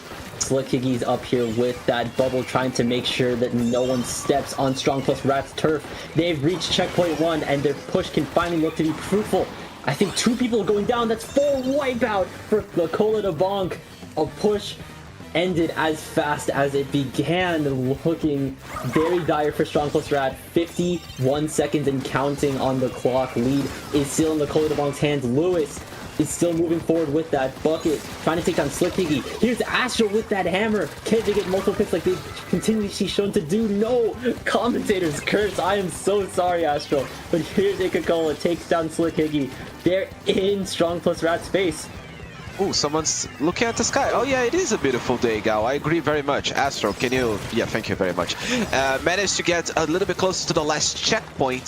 The crack on is cracking. It's cracking. And the bucket is just trying to get a little bit more of a situation. They can actually move forward, but the tower seems to not budge away from the 90 seconds. But it's just 10 seconds left of the game. This seems to be a set straightforward. If Strong Rat doesn't touch the tower, there is no overtime. Astro coming in for the last one. And it is GG's. That is GG's. Kola De Bonk moves forward in top cut, taking this set in a 2-0 sweep against Strong plus Rat. But do not underestimate Strong plus Rat. Their performance is not to be meddled with. They are dangerous, but not dangerous enough to deal with Kola De Bonk. Speaking of which, since cola counts as a drink, at least have your drinks ready for the hydration check. I'm out of water. Thanks for reminding me, Fern. I'll probably get some after we sign off here, but I think any closing remarks you have here before we eventually have to rotate? Honestly, not much. I honestly feel that when I'm in mic, the amount of random messages I put in stream coordination is so funny because like it's literally just what the hell, what the, it's complicated. But it was honestly quite fun streaming with you, Frosty. I had a blast, and honestly can't wait to do more SOS in the end of the month when I have more time available. Yeah, exactly. And I guess before we go, Fern, if you are on social media anywhere, where can we find you? Well, if I go into social media, I'm gonna be jailed or at least paid a fine. But maybe I'll reply after the beginning of the month, because Elon Musk is gonna pay the fines he owes me to my government. I mean, he says he will. So the Twitter is coming back, and I can actually use it once again. They can find me. They can find me in the future at Twitter at SUPFern. I dropped the A. And where can you find you, Farsi? You can also find me on Twitter at TK_Frostix. I post about Splatoon, and I'm also writing a web novel, but that's aside from the point. Read gap here. So, look forward to the hypest of hype, further Top Cut, commentated by Topic and Jorian. This is us here at IPL. We'll catch you guys on another day.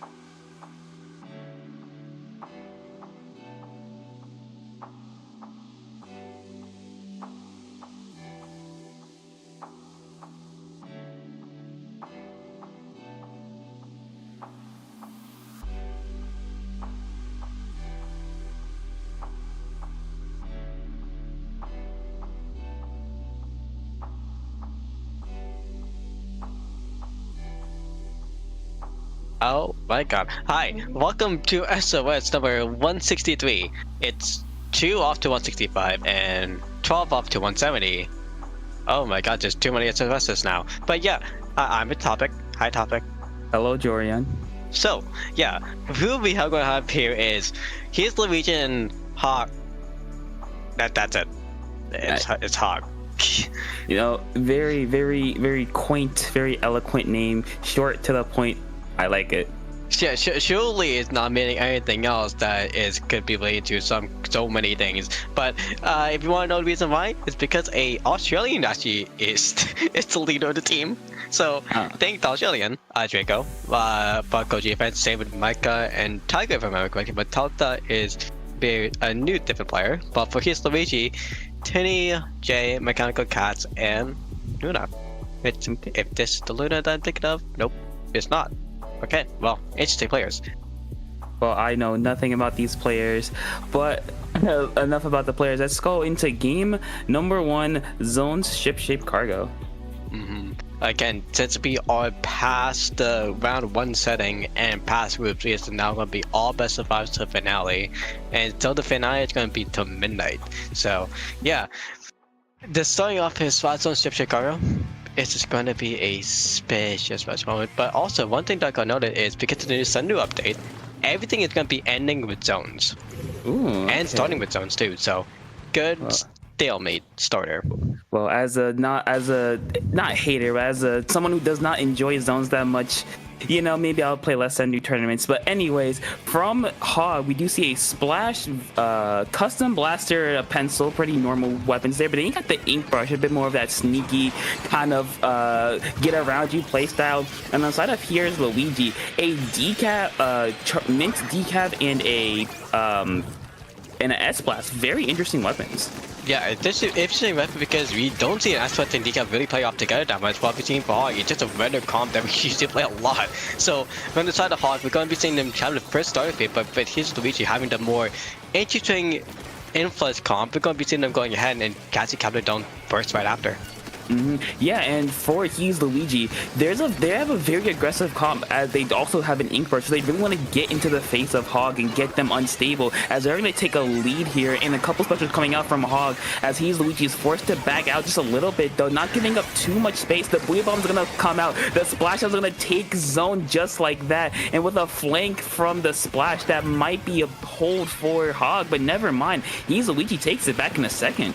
The thing for Hog's comp is because you see the button, you see the blast together. Like what we need to see for Hog is having that pencil unactive and having them have glory to have the team, let the team come up, and same with the S-Blast as well. Having the strike rate, but they're gonna cut off at the S-Blast actually. That's gonna be a good defense for He's Luigi. And with Fair here actually still on the decaf and still one half to get on the foot. The most gonna be sneaking up and trying to play aggressive as much as possible.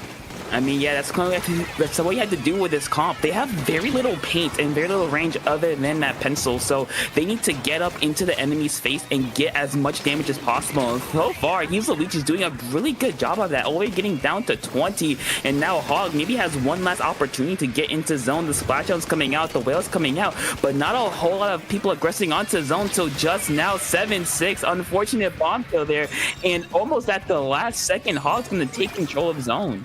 It's going to be a good trade-off because of the bomb kill last second, but also bringing it down to 5 and 65 penalty is going to be good defense for Hog now because they just need to stay put mostly at this whole point, but they have to try to being ready. And soon enough, they're going to be having the bubble buddy as well because they have 57 special, and basically that's going to be like 43 like near the bubble, and they can definitely just steal it for damage with bombs as they're trying to do right now against Cat on the right side. Yeah, it looks like Luigi is trying to approach, but here's the danger with this map is that if you have a long-range weapon like a pencil on the side of Hog, they can kind of sit on this bridge pretty much uncontested, because now if you're He's Luigi, you have to force your way through. The Jet might be able to do a little bit of damage. The Booyah Bomb's going off 2-on-2 on each side. Another one that goes down. The Splash is going to go down for Hog, and with a very good push there, He's Luigi's able to recap the zone. Yeah, but that weekend zone again gives a big penalty on the side of Hog now, but not as much as He's Luigi because again, that was a 58 to a 51, now to a 61 penalty on the side of He's Luigi. But what we need to see basically on the side is kind of wipeout as it's always going to be happening, and now it's going to be happening on the side. Yeah, that's basically it's a delay right, but because that's gonna be the pencil gonna be delayed down actually, so that's gonna be a really good hold on Hog. Yeah, now if you're Hog here, you need to break through this penalty, because if you break through, that puts a lot of pressure on Luigi. But unfortunately for Hog, they are going to go one down. The strikes to kind of neutralize the zone is gonna work, and now Hog has to try to go forward. The decap's gonna get the one shot, trying to paint the zone against the splash with some teammates in the back to help. It looks like they're gonna hold on at the last second and cap it just before Hog tries to go in for themselves. Yeah, but now with the penalty going up and back and forth, that's going to be 43 penalty points left and now 59 penalty points for Luigi. But who has most control in mid? It's going to be Hog right now because of the pick control. But with Frey on danger once again, that's going to be trying to be receiving more control, but with the pencil actually shutting them down for the side of Hog, they're going to be again getting another kill on the pencil, and that's going to be a good secure for 45 seconds left. Yeah, like you said, only 45 seconds left. Now, if you're Hog, you need to get that pencil set up. If the pencil gets set up, then it becomes very, very hard for Luigi to get in. They do pop a cooler to try to make things a little bit easier. The brush is going to get a kill. They're going to go down. No one's in zone to try to contest this. They're going to take the lead and take the game. Hog with a very back and forth game number 1. Yeah, and also with a quick football as well, because we already know what map is going to be next, even though it's on the map list as well on screen in a bit. It's going to be going to Taucho and Megamart, but one thing we need to know about the cards that we had before, for Here's Luigi, they had the underdog cards, but they were really trying to play it together, and they almost wanted to play it off. Maybe not in a mode like that might be working, but maybe in a mode like Taucho could work out as well. But for Hog, what they had was just able to just come back all together. So that was a really good thing for them. Yeah, and I think what really helped them was the lack of range on the side of on He's Luigi, because yes, they did have the pencil, but other than that, if they dealt with the pencil, they kept the pencil at bay, they kept their backliner out of position, there wasn't a whole lot they can do. Now, since we are going to tower control, this will favor He's Luigi's comp. They have the blaster to affect tower. They have the decav with the jet, which is really good on Megamart in general. They have the brush for those flanks to get all the way around. Now it just becomes, can you stop Hog from getting a good sustained push? Because with a good sustained push on Taucho, definitely Megamart, if you kill back the second checkpoint, and then you can just speed on to the third checkpoint and go for a win. The first checkpoint is always going to be the issue, so if we can see both teams just get past the first checkpoint, it's going to be really just a big battle of mid. Yeah, and I think for most teams in general, it's that getting past the second checkpoint is really gonna be the hardest, because you're at a height disadvantage. You're basically out in the open. So if either team can get past second checkpoint, I think that's a really, really good, or that's a really, really good sign that they're gonna go to the third checkpoint, because to be honest, the second and third checkpoint, they're not that far apart. The only really defensive option a lot of teams have is to go that rail or just have somebody up on window already. And as we're going to be going to the game, let's see what happens. As we're going to see for Hog getting the first point, and now Here's Luigi is going to be on the back foot, but there is still 4 more matches remaining, so it could be going to a game 5, or it could just be going for a 3-up, but really close set. Yeah, but looks like no changes for either team comp. They feel comfortable with what they have. But now here's the really big thing for Here's Luigi. How will they open? So far, it looks like they do a really standard opening. They have the pencil in the back to try to give some support. They have the decav already on a flank or try to get the stacks, because everyone knows on Megamart specifically, unfortunate kill there, that the stacks are super, super important. That kind of allows you to get a nice sustained hold, a nice good push, and already Hog just punishes He's Luigi for going too far forward with a basically delayed wipeout. Yeah, one thing to know as well, I think this is a little bit of a change, but Here's Luigi is actually having a bunch of time to battle up against the bus player Draco. So maybe we'll see a little bit of ton coverage happening, but no, that's not going to be really that much, because they're actually targeted to be killing off the brush and now getting a double on the decap as well. And they're going to be immediately going to the second checkpoint. I mean, yeah, they're playing super, super well right now. They already through that second checkpoint. He's Luigi. The brush is gonna stall for just a second, but go down. Now, if you for Hog, they're just keeping He's Luigi staggered. They're not allowing him to get anything going. As you see, He's Luigi's already 3 down again, and they're push is just keep on going. I think this is their last opportunity to try at least stop the tower. Everything shooting at the tower. The pencil's gonna go down. The strike's gonna stall it out. No, yeah, it's just Tiger on the blaster, just shooting around the tower, trying to hold on for his team. It's gonna work. The splashdown gets canceled. Not gonna get a kill though. Looks like the S-Blast is gonna go on tower. So is the decaf. It's pure pandemonium. But Hog is gonna just take it and win game number 2 in a very dominant first push fashion. First push fashion is just basically that it can all do to finish the whole game, as we saw. And Hog, really what they did was just they took advantage of knowing the game itself, because if what happened at the end was you saw that the tower was moving a little bit and then it just stopped and moved a little bit more. It's because if there was one player on tower that's still on the team and you put your foot off, you have a 1 second or 1 tick advantage that it pushes to before it stops immediately. So because of that, we're going to be seeing a good run from Makemoy on tower for Hog. But again, like you said, sorry, the dominant expansion at the start was them just getting a good wipeout. So on maybe a museum to Falsino, it's scarily enough it might be the same thing. I mean, I wouldn't expect a lot of changes, because this map, well, yes, it is very wide open. It does kind of get condensed into the ramp area about getting onto ramp and keeping the enemies off of ramp to plat. So I think if you're Luigi, I think you have to use those flanks more effectively, since you have a really, really long flank around that left side. Because during that second game, the Brush and I think the Decap both tried to flank around both sides, one around the left side, one around the right side, and they got caught out instantly, and they both went down, which allowed Hog to get that first push at least started. So if you're Luigi, you gotta make sure you have to make sure you have good effective flanks, not just try to overwhelm them with too many flanks.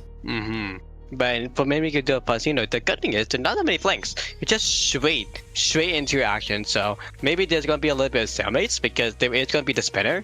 That's mostly going to be the main concern for a lot of players, because once you hit that checkpoint on the spinner, it's basically going to be stalling up to 20 points or up to 30 points. And then after that, we'll see what happens from there. But really, we're going to be seeing what Luigi can do, because we'll know most likely that both teams are going to be seeing the same comps. And if we're going to be seeing another Brush battle, good luck on that. I mean, they went it the first 2 games. I don't know why you would switch. I mean, I don't know why Hog would switch specifically, because it's been working. If you're Luigi, I mean, the Brush could stay, because it is a distraction weapon. It's meant to get enemies' attention to look away from you. But then if they do that, it's about, if you get the Brush to distract, can you get the rest of the team to capitalize on that and get a couple of picks before the Brush eventually goes down? Now we're going to be seeing it here. That is going to be another change on the side of Luigi, but Frey actually going from the decap to the regular wiper now. One half is still going to be still taking the Brush, and everything else, all then actually target going with the custom blast instead, and that's going to be a splashdown. For the main maker, it's going to be a change as well. I believe they also had that custom blaster in the last game too. But yeah, now the only change really is that wiper, a bit more of that aggressive playstyle to get up in the enemy's face, because the charcoal decap can play a little bit back with that wall to be a bit of a protection. But already it looks like Hog's gonna get the scoring started super quickly. They're gonna take it, they have the jump ready, they're gonna pop the Rainmaker pedestal in the first 30 seconds. And with the first 30 seconds, the way it popped, there's going to be a second punch in the next 40 seconds, actually. I was going to be seeing forward the side of Hog, getting a lot of pain on the side of Luigi's base. But even going to be in front of Frey, actually going from behind, but not going in for the kill, and leaving actually Draco going all the way to 20 points with the backward method as well. So that's going to be a good lead to actually start with for the side of Hog.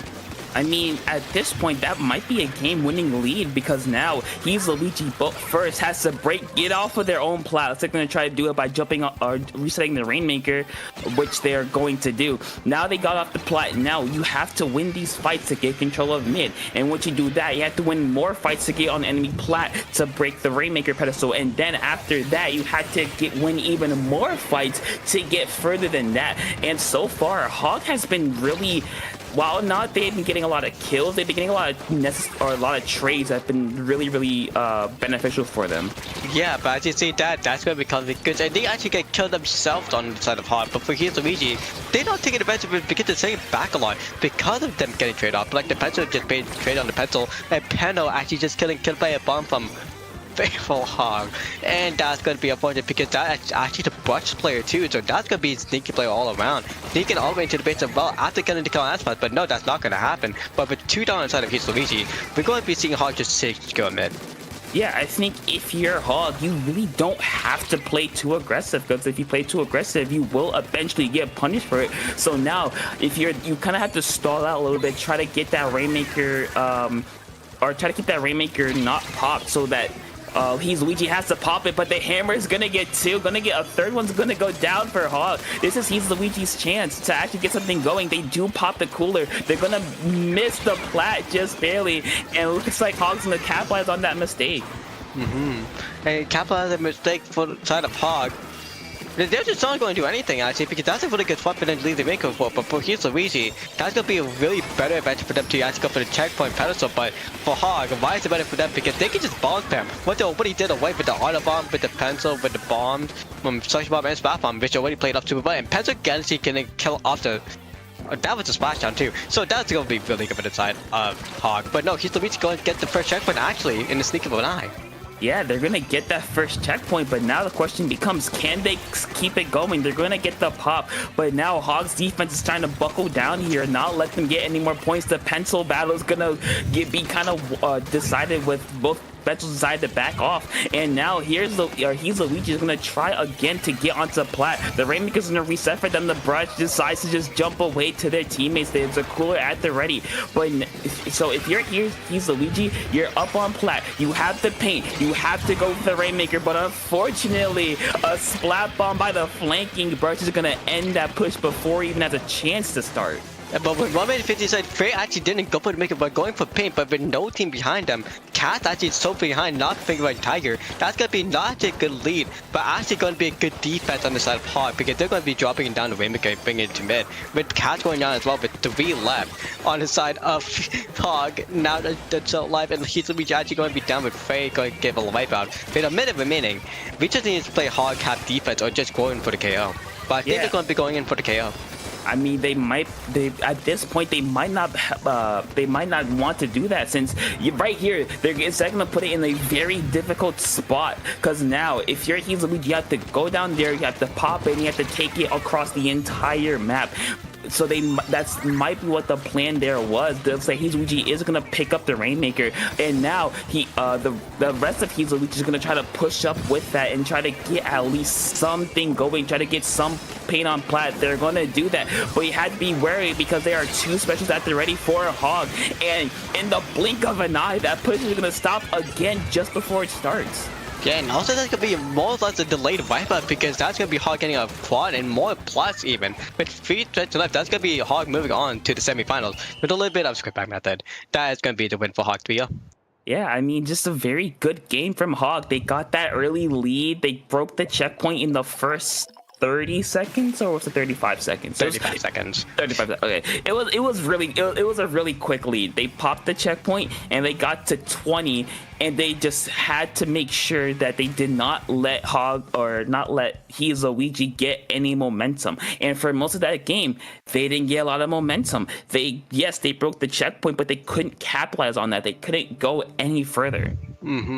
Just the massive aggression that we saw from Hog, but also at the same time, as I said, if you actually watched Battling Pool earlier, no one can play against a Brush. Like, it's really hard to know how a Brush plays or how to actually compete with a Brush, and that's really what's one advantage for the side of Hog as well. Because having the bomb out of nowhere and having a lot of sneaks is a really, really crucial thing that a Brush needs to do. And you don't really know how to see it out if you're another player, so yeah. With that advantage for the side of Hog, we see them just going with 3-0 and just kill off any player that is really afforded to be in front of them. Yeah, but that was a really, really clean 3-0 sweep for Hog. But as our next set is not ready yet, we're going to take a quick break, but stay right there, because in a couple minutes we got more Splatoon action coming right to you.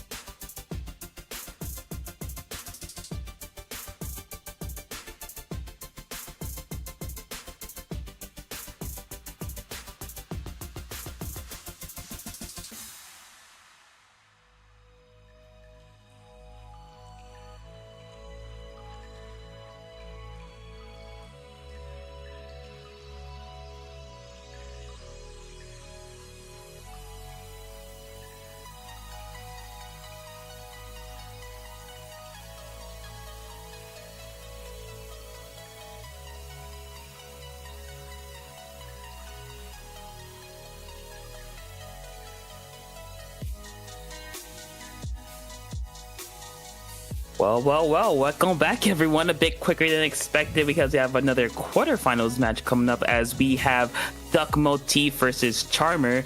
I am Topic, joined again by Jorian. Oh my god, we are so back. But yeah, what we have right here is Duck Motif and Charmer. Duck Motif, you already know, it's a really good team. They made it to the Nintendo Championship before. And Charmer, Ivy's here. Okay, why I'm saying this is Charmer is actually, it should be, what it should be is called Little Boy Fan Club if you know the team name. It should be that same pickup altogether, but maybe not, but I think they are. So it's going to be interesting to see how these two teams play up. It's going to be C2 versus C7. So we might know a little bit of Vantage Player right now, but we'll see what happens. I mean, you seem to have at least a little bit of knowledge on these teams, so I expect that you think it's going to be a good set, right? Should be, but with Duck Motif having a lot of good advantage and having Kaisa here, which is, I think it's by Kaisa Pokemon Fan Club, that's why they're named after from Riptide. Yeah, this multi might be a really strong set to Duck Motif, but Charmer might have some advantage. They're gonna be trying to put some Dio in the water, if you know what I mean, I guess. I mean, let's see if they're able to do that as we go to a cargo facility for our first game. Ship-shaped cargo again. Yeah, this is totally not gonna be a refresh. Totally not at all. I don't know where you saw this before, but it's totally not gonna be a refresh that we're going to be seeing the first 3 maps all together, but we're not gonna be seeing Game 4. That's totally not gonna happen. Okay, yeah, my fault, yeah. Yeah, I've never seen these before. The advantage fast lane, but otherwise, yeah, no, we always said about the budget for it. Ship-shaped cargo is the main thing. If you set up your pencil, it's gonna be over. Because you need to set up your pencil in a good place, and then you can just basically stalemate the whole game. Otherwise, it's gonna have a little bit of issue, but that's gonna be what Kais is gonna be doing on the side of Duck Motif. On the side of Charmer, we do see a roller coming in play with a Zimmy.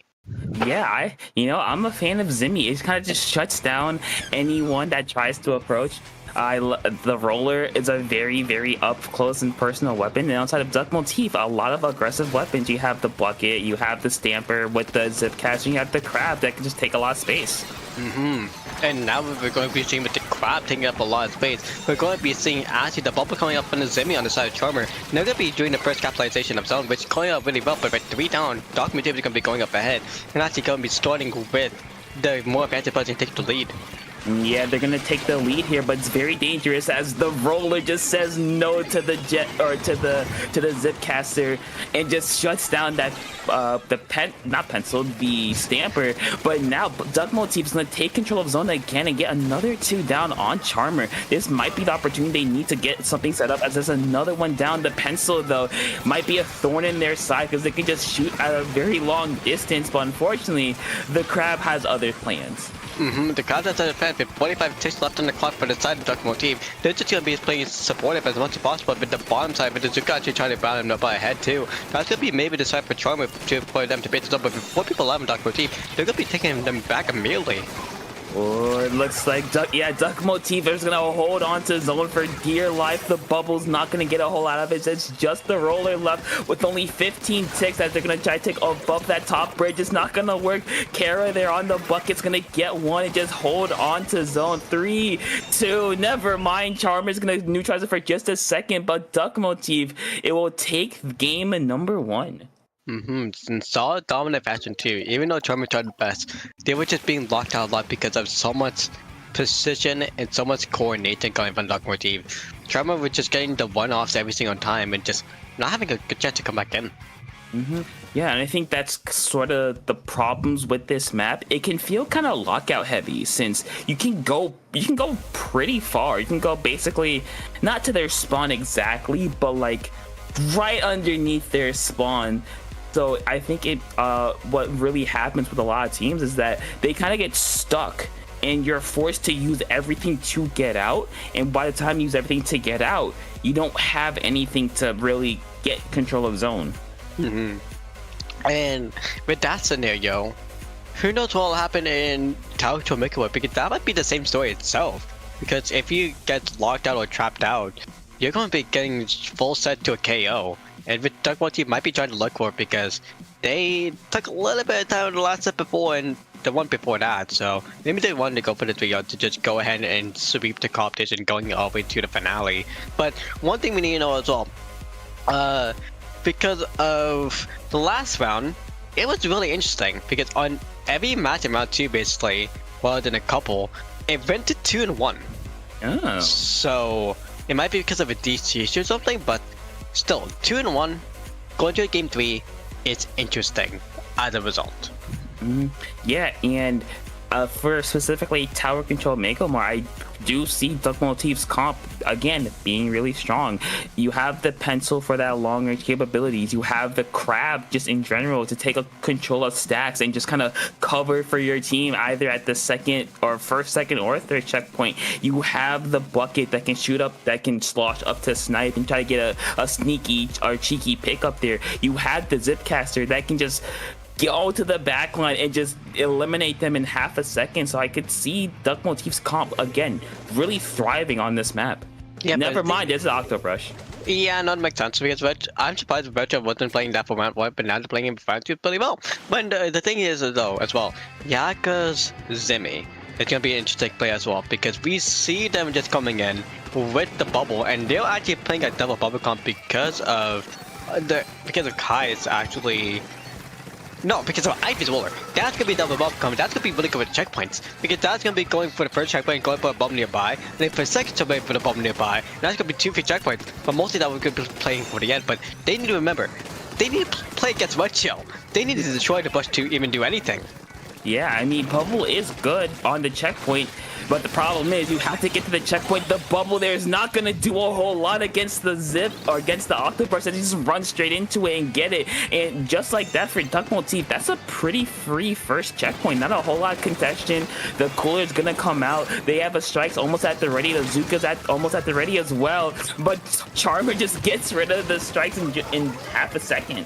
Now we're going to be seeing again for Duck Motif. They're going to be moving on to the next chapter with Red Shell actually stick up behind with that little bit of ninja going up to a fan and also the little pad that never to be heard of. We're going to be seeing them actually going for the kill but not going for the checkpoint because we thought the big team already killed off the first one and now they're going to be killing off the second one. I mean, the Red Shell's good. Pop the Zipcaster, just get the attention to them. But it looks like it's gonna work as Duck Motif is gonna get through that second checkpoint rather uncontested. And now, if you're Charmer, you have to throw everything you can to protect this third checkpoint. You have the double bubble. You have one double bubbles at the ready. You have the pencil just shooting up on that top right side, just shooting down. You have to make sure this third checkpoint doesn't fall because unlike most other maps, the third checkpoint is about like 6 to 7 points, maybe 8 points away from from the goal, so it can snowball super quickly. And snowball super quickly as we're going to be seeing for Charmer now actually getting the position that they want to and getting a call off for one player. We're getting trade up by another one. That's going to be the pencil killer. I was going for single multi going in for triple beat without double, which are going to be helped by the pencil. And now we're going to be seeing Duck Motif again pushing it back all the way to the base of Charmer and going in for the final checkpoint. Yeah, it looks like they want to keep up this all-out aggression. Is gonna work. Red Shell with the Zipcaster just gonna keep or give the Zuka a little bit of nightmares to just force them to drop down. But unfortunately, it's not a whole lot gonna come out of that. Well, a whole lot doesn't really need to come out of it since they already got pushed to 22 they have a very secure lead here. It's just about can they stop Charmer from getting anything going. And so far, they've been doing a really good job of that. As halfway through the game, they only just got to that first checkpoint. And now we're going to be with 2 minutes 15 seconds left on the clock. Charmer again, their tempo is going to be failing off on getting the third checkpoint actually, because they actually had only a few seconds left. Because they only did a quarter checkpoint, so actually they have a long time left because that checkpoint is going to be fully reset. So they need to wait another 5 seconds to actually fully kill off that checkpoint. But the bubble coming in play though. They finally have the position they get to do it, but the bomb kill actually on the side of Duck Motif. You'll have Lava Boy here going to be falling back. I mean, at this point, you just kind of have to, as Red Shell's just going to go deep for that. It's going to go down, unfortunately. But for Duck Motif, they still have Bazooka at the ready. Bazooka's going to get popped in the Zuka v Zuka battle. Neither side is going to get a kill out of that. But still, Duck Motif, they don't want to play super passively. That's not what they're doing. Their comp kind of allows them to play more up. It allows them to be in the face of the opponent. And they're using that to their advantage by keeping Charmer uncomfortable. They're making sure that they can't get anything going. They're making sure even if they do pop these double bubbles, they don't get a whole lot out of it. And now we're going to see with Charm on the right side. We're going to see them have 80 seconds remaining, but really the final, but only first checkpoint on the bat. Well, now they're going to be trying to finish it off. It's 6 seconds remaining on the clock. They're going to be trying to actually go further with that, but with the good defense from Kenshin, that's going to be really good. But Red Gel has something to say about it, but they get killed off. So if they don't kill a bomb and they don't, that's going to be something for them to go up ahead. But that's going to be a full-on hyper for Charmer, and Dark Motif is going to be able to hold. I mean, yeah, the roller there, unfortunately, is going to go down and get spotted out. But if you're Duck Motif, you don't really have to do a whole lot, because if you push up, that might be a bit too risky. But Kira's going to get one with the bucket, going to get two, and just really secure their lead. That's going to be another 3 down for Charmer. And so far, Duck Motif, they're in a really good spot to just not spawn camp, but just kind of camp Charmer's plat here, or their snipe, and make sure that they can't even get close to tower. But actually, Red Gel taking up behind doing the Zipcaster's victory and doing a double kill as well with the 5 seconds remaining and with the wipeout as well. That's going to be Duck Motif's second point. I mean, yeah, just a good game from Duck Motif. They kept up that aggression the entire game. When they were pushed back a little bit, they responded relatively quickly. And I expect they just want to get this set over with. Again, after this is going to be semifinals, and who they're going to be fighting is already known. They're going to be fighting against Facade, most likely. But that's kind of is going to be decided from game 5, which they just finished, and they are going to be fighting Facade if they do win. Yeah, but this is the determining game if they're going to move on with a 3-0 sweep. Rainmaker Museum. Rainmaker Museum, again, be what you saw. It's going to be a quick KO. Possibly, but mostly it's going to be stalemate at 20. Or 30. Mostly 20. So, yeah, we're going to be seeing if Dark Motif, they're going to be sticking with Red Gel. That's most likely going to happen, because if he had the brush, again, like I said before, no one really knows how to play against the brush, and definitely with a Red Gel brush. Oh, you do not know how to play against that, because we're going to be seeing them go sneaky around every single time, but also at the same time too, they're going to be trying their best to annoy you. Same with Kira. They've been doing that with the Sasha as well, so doing both of them together against Charmer, who had the roller and who had the Zemi as well, which they are going to be sticking Zemi the whole time. It's going to be interesting how they're going to play off with the pedestal itself in the first checkpoint. Yeah, this may be an opinion that I do think the game might kind of stall out in that 40 region if Charmer can't kind of stop Red Gel's brush, because for a lot of plat, it just becomes which team can force their will better. And so far through these first 2 games, Duck Motif has answered that call. But if you're Charmer, I do think that they're gonna be able to stall out pretty well. But the question is, can they use that double bubble to get into space effectively and take it uncontested? But we're going to be surveying for the next game coming up. We're going to be seeing for... Honestly, if the double bubble comes back, the path is for that 40 to 20 checkpoint is 1 bubble at the 40, then one bubble up at the 20, and then the Rainmaker gets the full path to go all the way nearby the KO, actually. But they are not going to be running that. They're doing the solo bubble, with Yaga switching from the Zemi to the Tentabella's Deco. I mean, call that a commentator's curse, saying that they're gonna stick with the Zimmies, that going with the Sorella tent with the Inkjet, or not Inkjet, with the Trizuka, and Red Gel's going over to the Stamper. So a couple changes from both sides, but a lot of fighting happening already, as this be 2 down for Charmer, and Duck Motif with the cooler in the Zuka. This might be an opportunity for them to get the first scores of the game, as the tent gets shredded almost immediately. Yeah, but for the side of Red Gel and the rest of the team for Dark Motif, we're going to be seeing them going for the first kill, and Kai, actually with the pencil snap, they're going to get a single, but now going to get a double as well. With the rest of the team for Dark Motif already at the plot, they're going to be missing past the 30 plot, going up to 20, going up to the 20 plot, using the squid bite method as well. They're going to be making up to 19. That's a really, really good start for them. I mean, call it deja vu. That might be another game-winning push in the first minute. Rainmaker Yaga is going to go down in a trade, unfortunately. But Ivy forced to pop a bubble right next to Rainmaker to kind of ensure that none of Duck Motif can sneak through. Looks like they're gonna clear out the plat. And now the question becomes, okay, you've drawn blood. Can you make sure that this is an actual fight? Can you make sure that you can get some skin in this game? And so far, with a quick wipeout, the answer might be no. Yeah, and literally with that, we're going to see Duck Motif in the odd position to pick up the Rainmaker, but since it's going to be more going to their side, they're going to be playing more super safe because they need to go all the way from the left side to the right side of the zone and the whole area actually, and that's going to be 2 down inside of Duck Motif, but 1 down inside of Charm, which is going to be the Zuka buff. But they have the 52 console up, but now they can merely get killed up on the right side, and now what they need to do now is just anything possible to just stop Duck Motif and maybe get a wipeout on them. I mean, that's kind of the plan at all times on Rainmaker, because everyone knows Rainmaker, probably one of the most volatile map modes in the game, but the Rainmaker Red Shell somehow survives for much longer than expected, as Charmer, unfortunately, the 10's gonna go down to the Rainmaker bomb. Happens to the best of us, but they're gonna jump back almost immediately, but it's been really hard for Charmer to get anything going. They've been swarmed by Duck Motif. They have not been allowed to get a lot going. Yaga is going to go down, get a trade though, but for most of this game, they've been at least 1 or 2 down. They haven't been able to get a really large sustained push going. It's really funny too that Vecton has been using the structure bomb on the Rainmaker or on the wall itself like a splat bomb itself, and Yaga's gonna be falling in the water. GG's well played. But with that, it's gonna be actually a full-on KO, and that's gonna be definitely a GG well played right there, because we're gonna be seeing Duck Motif actually pass all the way to the barricade area once again, but that's if they kill off the pencil.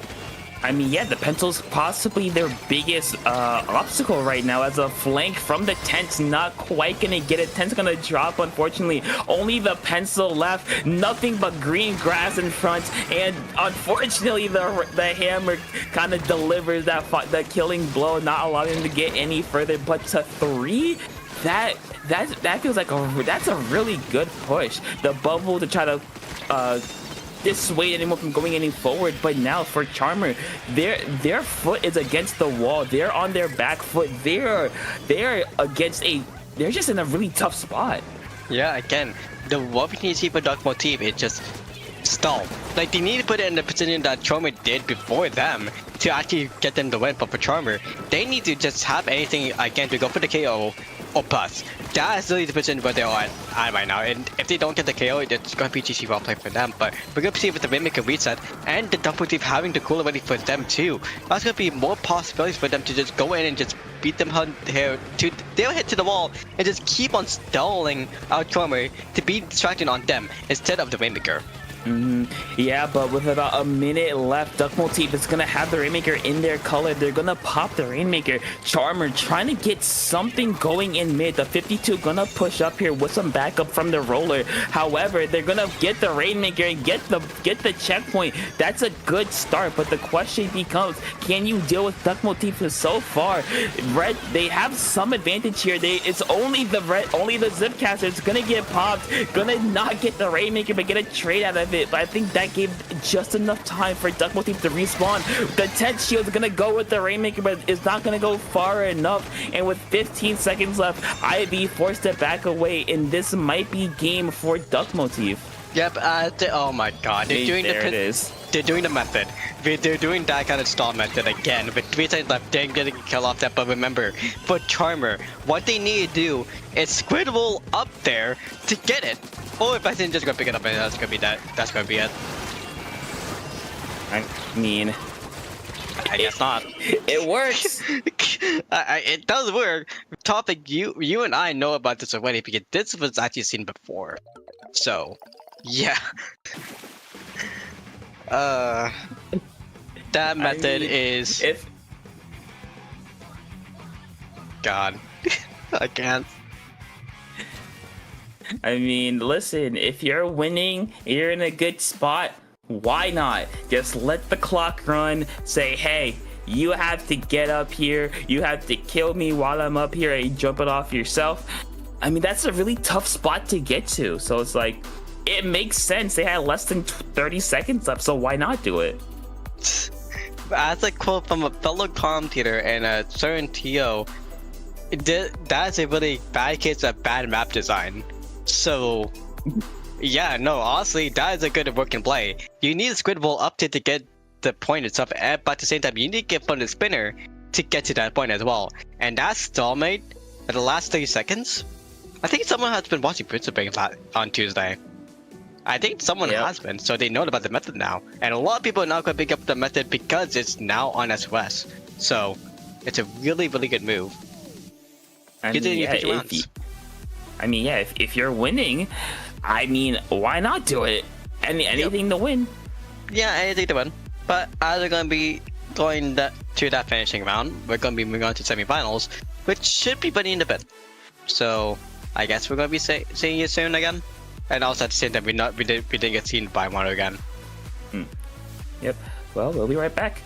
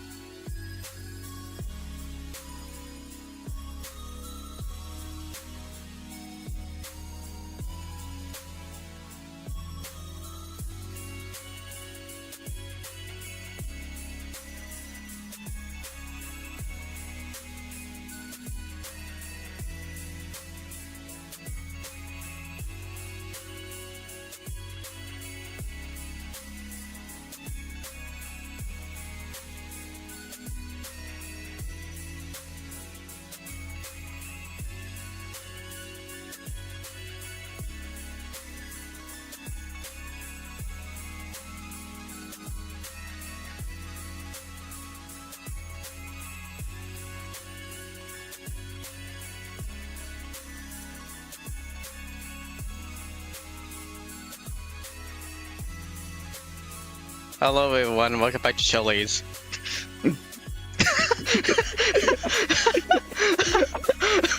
No context. Just welcome back to SOS. Yeah, welcome back to SOS 163. Why did I say Chili's?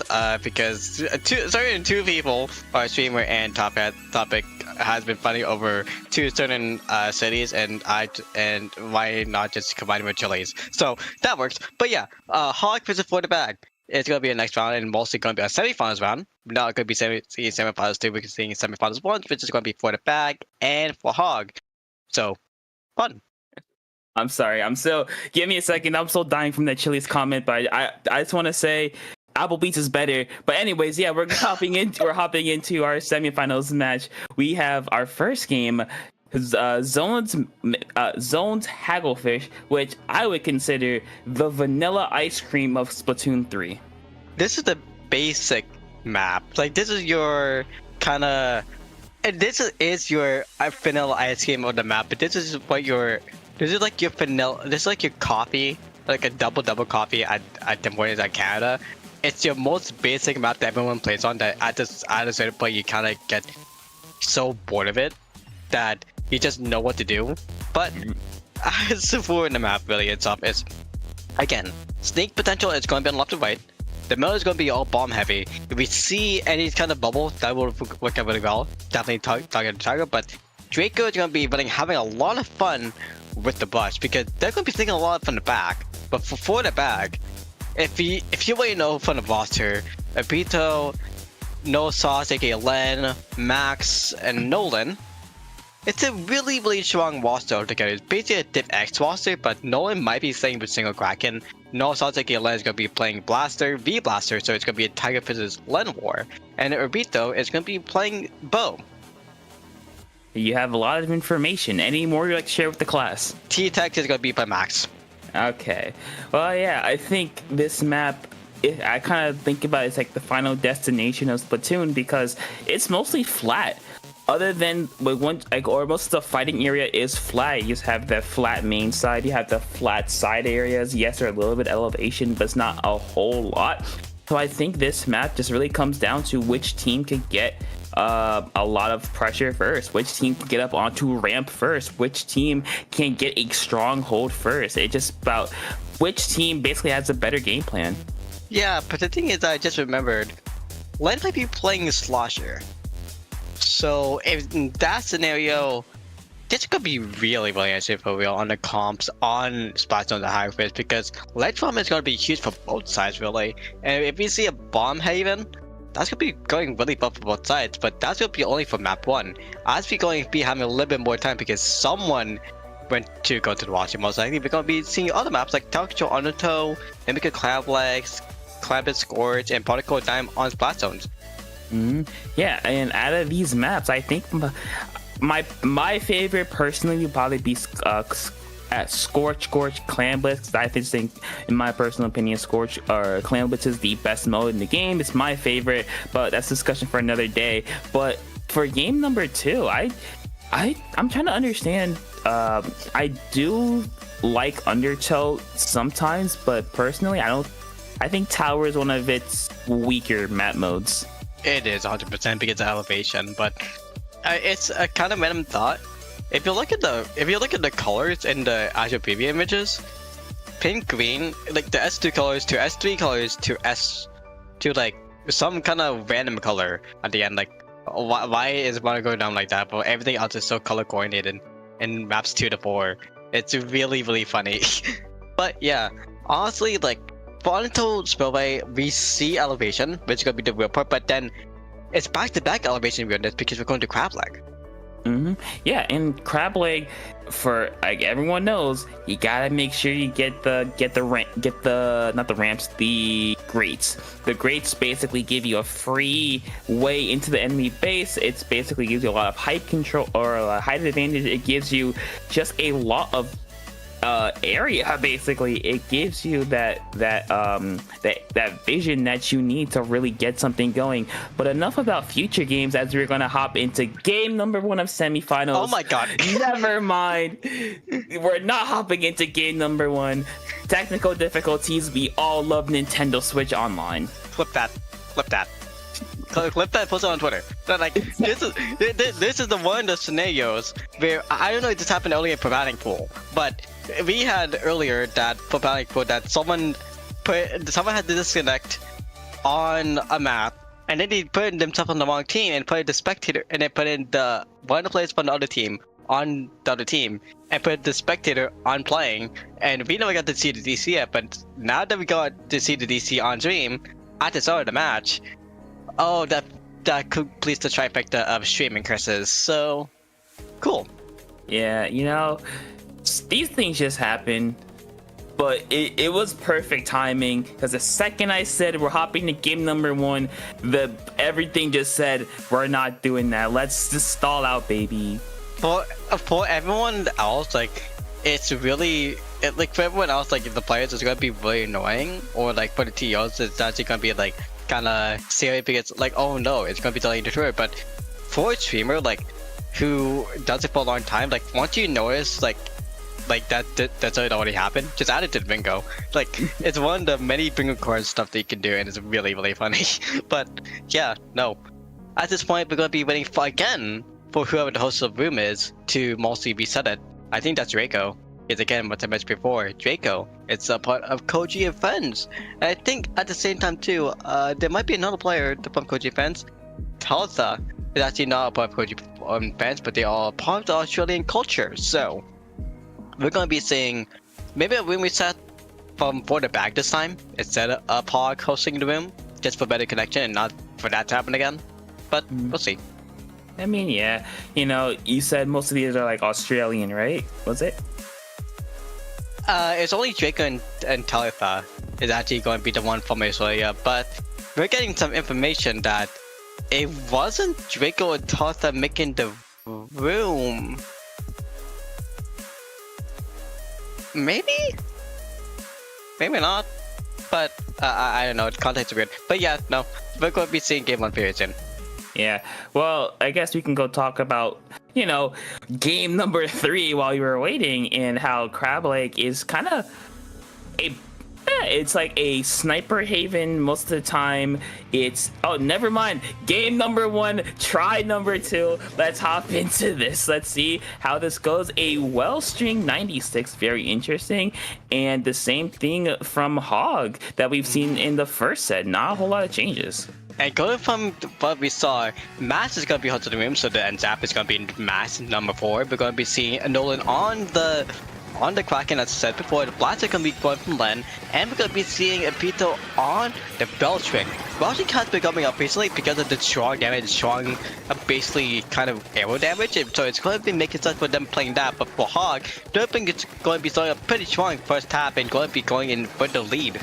Yeah, Wellstring is just kind of, it just paints a lot. It has a lot of AoE damage. It just kind of, it's not a do everything weapon, but it's a facilitate everything weapon. It's not that splashable, but it's kind of allows your team to do a whole lot more. And then there is a DC. So yeah, that's gonna be a reset. Cool, diagnose. Okay, so who was it? So we have the Zap. We had the. Did we get the Russian play? Yes, it was, I believe, the Pencil. I want to say Micah, I think, or Talta, one of the two. Because Draco was still alive. I think Draco was the end Zap, when it was the end Splash. Tiger was the one who who dead in the room. That was the blaster. Huh. I'm pretty sure it was the Pencil from Hog that DC. Yeah, I think that might have been Telta. Because I saw the cooler out there and there was no pen, and the Pencil was gone. So connecting the dots, neural brain blast, the Pencil DC'd. That might have been Telta. If we look at the double files, and that was Telta. To be exact, the Australian player from Hog, well, the second Australian player from Hog, Draco's the first one, who's the captain of the team. But yeah, with that, because that was a quick DC and not a beginning DC, this is going to be counting to Hog disconnect rule, and if Hog disconnects again, we will have to play this out. But also to anyone who's wondering about stream issues, add that to the bingo. You get another bingo point for another DC in game. Yeah. Well, let's see. Just everyone can pick up their bingo card in the server, just in case, because you never know what's gonna happen. Yes, the Splatoon broadcast server, where all the production people and commentators are in. and you can get tips from. But yeah, otherwise, here we as we're going to be go. coming back in, Try number 3. and the long screen is going to be scary. It's like, yeah, teams are not allowed to change. Both teams decide to are forced to stick with what they had. And let's see, maybe some different openings from both teams. Maybe a bit more of aggressive opening from Hogs or from For the Back, because they did lose control of zone for just a second, and they were the ones kind of on their back foot in the first attempt. But we're going to be seeing right now that it's not going to be the same thing. It's going to be actually for the back, actually getting off by 4 points as the goal is going to be a little bit different that we're going to be seeing right now. But that's going to be Phil Hard going to be getting for the first kill, and Tiger that's going to be killed as well on the right side by a bomb most likely, or even by a beat though. Who knows at this point? But we're going to be seeing the bubble coming in because of Lens bubble, and we're going to be seeing crack going from Nolan on the right side, trying to go for any kill possible. That's going to be good solid defense on the side of for the back. Yeah, and I think the matchup that really matters here is the well-string pencil matchup, because if either backlander can get their team in, then it's really, really hard for the other team to get anything going. But Hog here with the whale is going to force their way in. It's going to work. But for right now, for the back, they're making sure that they don't get a whole lot extra. They make sure that if they get zone, they only stay in zone. They don't allow them to push up any further than that. As we're going to be seeing the points actually going to go Hog at time, but the trajectory coming out as well. We're going to be seeing with 80 points remaining on the side of Hog, that they might be able to screw with this a little bit of a trade right here, but that's going to be going again for Hog, with the bubble guys he's going to be paying off immediately. There's 70 points remaining. Yeah, it looks like the points are going to keep on ticking. Nolan behind the wall is going to get at least a little bit of neutralization going, but not enough to get the control of zone. The cooler for Hog is going to be popped, and now it looks like they're going to kind of go for a fight, but Hog just forces a fight on that left side. Doesn't even result in a trade there. And right now, Hog's looking for a really strong hold here. They're not allowing for the back to get anything going. But Thursdays remaining on the clock too. We're going to be seeing for Hog, well, we're seeing for the back, Nolan are trying to best to do anything on the left side and actually trying to go in and kill up Draco, but no, that's not going to be the bit until the last moment to get the final second of his Kraken Surge, and they're going to be getting off the kill, but that's not going to be paid for Hog at all or for the back, because they're just going to be staying together, and for the back finally gets his own. Yeah, and here's where it can get a little bit dangerous if you're Hog, but Commentators curse. I love it. The commentator curse is that actually that's going to be a full-on wipe up on the side of for the back, and Hog actually got the victory, so Hog's going to be getting control of the map. Yeah, you know, that things like that just happen, but now for Hog, they do have two specials at the ready, a bubble just in case for the bag tries to push in, and now the Kraken's gonna get popped and go for a kill. The brush unfortunately is gonna go down. This is a good start for the bag. Can they get any further? Nolan gets another trade out of it, but not a lot of paint going down into zone. The Irito here trying to get something going with the Wellstring, but it's gonna be forced out, and Hog's gonna eat through their penalty. Only the Wellstring left. With only 10 ticks remaining, this might be the game for Hog. But 5 ticks remaining, actually, that's going to be it for Hog, and that's going to be their first point. Even with the DC store, which, again, is still on their back. That's the one thing to know, is if the first DC happens, after that is, if any DCs happens again, the game it has to still play on. So hopefully Hog doesn't get another DC, as we're going to be moving on to game 2. I mean, a DC would just be super unfortunate, because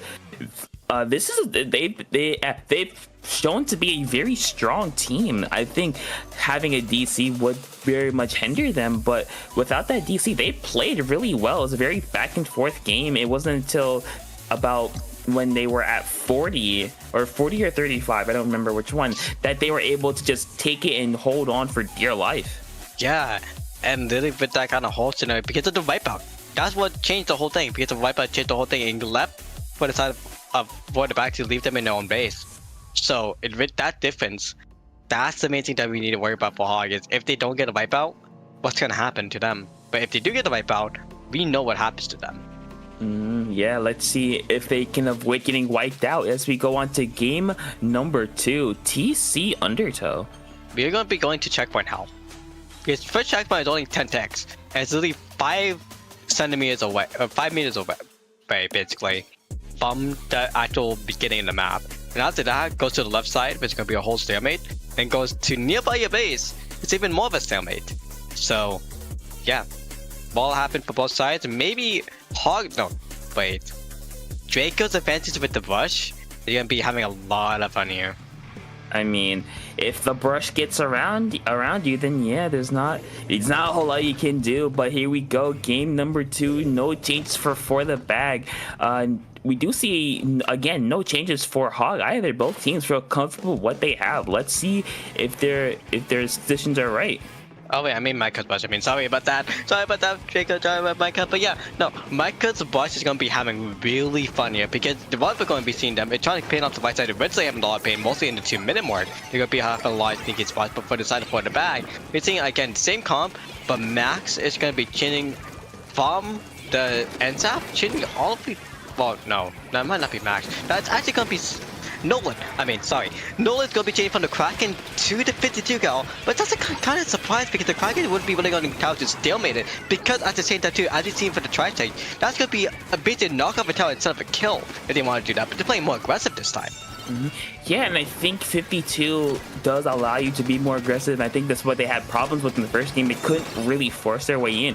And also, you have the whale in case of those last second scenarios where the other enemy team is pushing, just popping a whale to get them off tower might be super useful. But so far for the bag, they've gotten through that first checkpoint, which isn't really a checkpoint. It's only like 4 ticks. It's only like 4 steps away. But they're slowly marching towards the second one. Slowly marching to switch them on, pretty nice. Light always has a bubble ready for the second checkpoint, which is always going to be happening, but no one's on the tower. Pito and Max finally gets on tower, but Light's going to be getting killed off, and another player is going to be getting off as well. That's going to be Max getting killed off, so no good for them. When the Wayfair is going to be done as well for Vito, but that splash up from Tiger is going to be coming up and going into bed, but that's going to be killed Tiger as well on the afterfight for Vito because of the air explosion, but also Draco's going to be going down. But now it's going to be Pharaoh, aka Micah, trying the best to do anything as the map is going to be more painted to either side. Yeah, looks like for the bag, trying to keep this pressure up, not allow Hog to get anything going. They're going to touch tower for just a second, but be forced off of it. As right now, they're going to try to get a push going, but the blaster's going to go down. The Strikers going to have to clear out some space, but looks like for the bag, just paint over that like it's nothing. And so far, it's been kind of a stalemate in mid. Neither team is breaking through.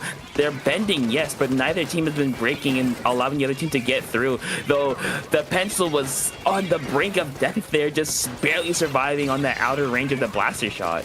The funny thing is, when you said about they were breaking and they were bending, trying to bend each other, what we saw from Nolan on the bottom fight against the pencil are making them go to 90% damage, but actually Nolan trying to chip damage them from the top fight, bomb the bottom fight actually right there in the chariot where Pearl Hog is right now. But because it never hit and the rest of the team as they came up together, it just became a full-on stalemate. But now going down to 80 points of it on the side of Hog, which is going to be the first push actually with 2 down as well. We're seeing from Lions PFA that they have a bubble ready and they're going to be trying their best to do anything to have the team push up, but they're going to be trying to go to the second checkpoint as well actually.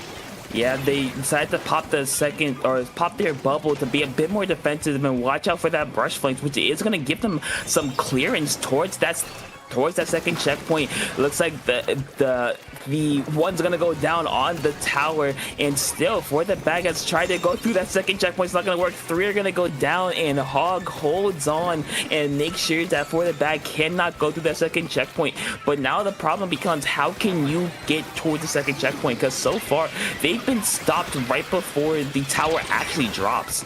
And with the tower actually dropping from Draco on the tower, Teruku is going to be on the pencil and trying to do anything, but no, they're going to be killing themselves off, and Max actually trying to fend off against one of the other players on the side of Hog, and we see for the bag, they're going to be having like a 4th attempt going to the second checkpoint, well, for the rest of the team for Hog trying to play the best suit to bend. Yeah, it's like Hog is going to do everything they can to defend the strikes on tower. The GG strikes just clearing out space, but not the space behind it. As for the back, can just touch it and keep up that pressure. The cooler's going to get popped. The bubble's on tower. This may be a 3-second checkpoint, but it gets shredded almost instantly. And Tiger is going to go down trying to go for pick on Nolan. It's not going to work with under a minute left. Hog has yet to break through that or get in anywhere close to the second checkpoint. Again, Nolan, like for example, Nolan has been going to the best place to back, like getting 2 down on Hog, while for the side of the rest of the team for the back, they've just been playing power switch, and Hog was only able to do specials enough to do some damage. That's was the only entry this whole time. Well, for 30 seconds remaining on the clock, we're going to be seeing Hog actually finally getting 2 up against for the back, but with 1 down, who actually gets into respawn because of pencil with the cooler. We'll have to see them get a KO again to get the win, but who knows what will happen.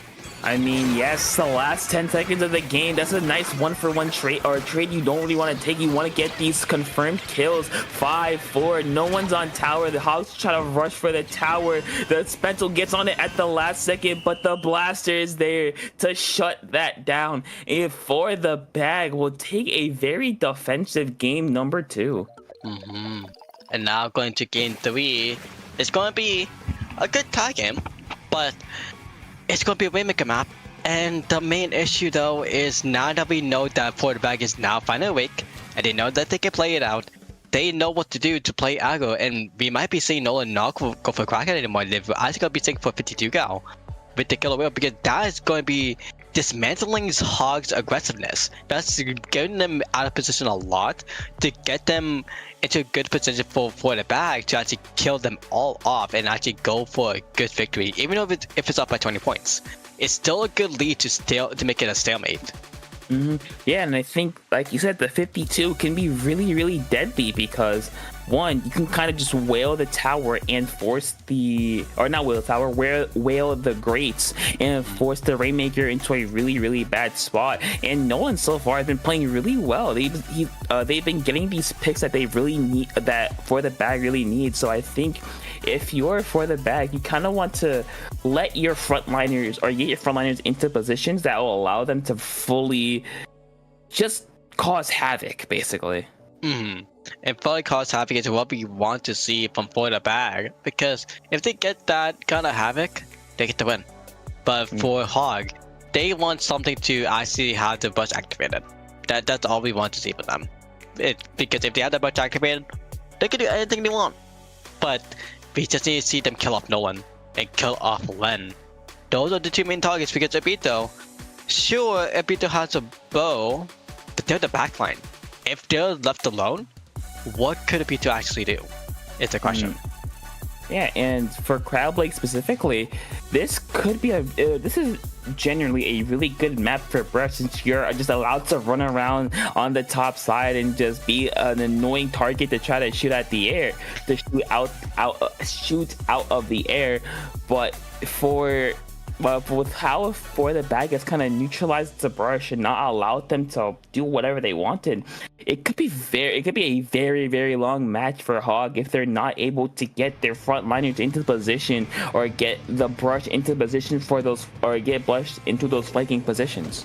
And one thing to know as well, for the Brush player, is if I remember correctly, they should have 1 speed, so that's going to help them so much more on the grade area. But we'll see what will happen as we're going to be going on to game number 3. No really change other than Ebito going from Bell String to the regular bow, and also Nolan going from the Gal to the Squeezer, doing end with a solo Zuka.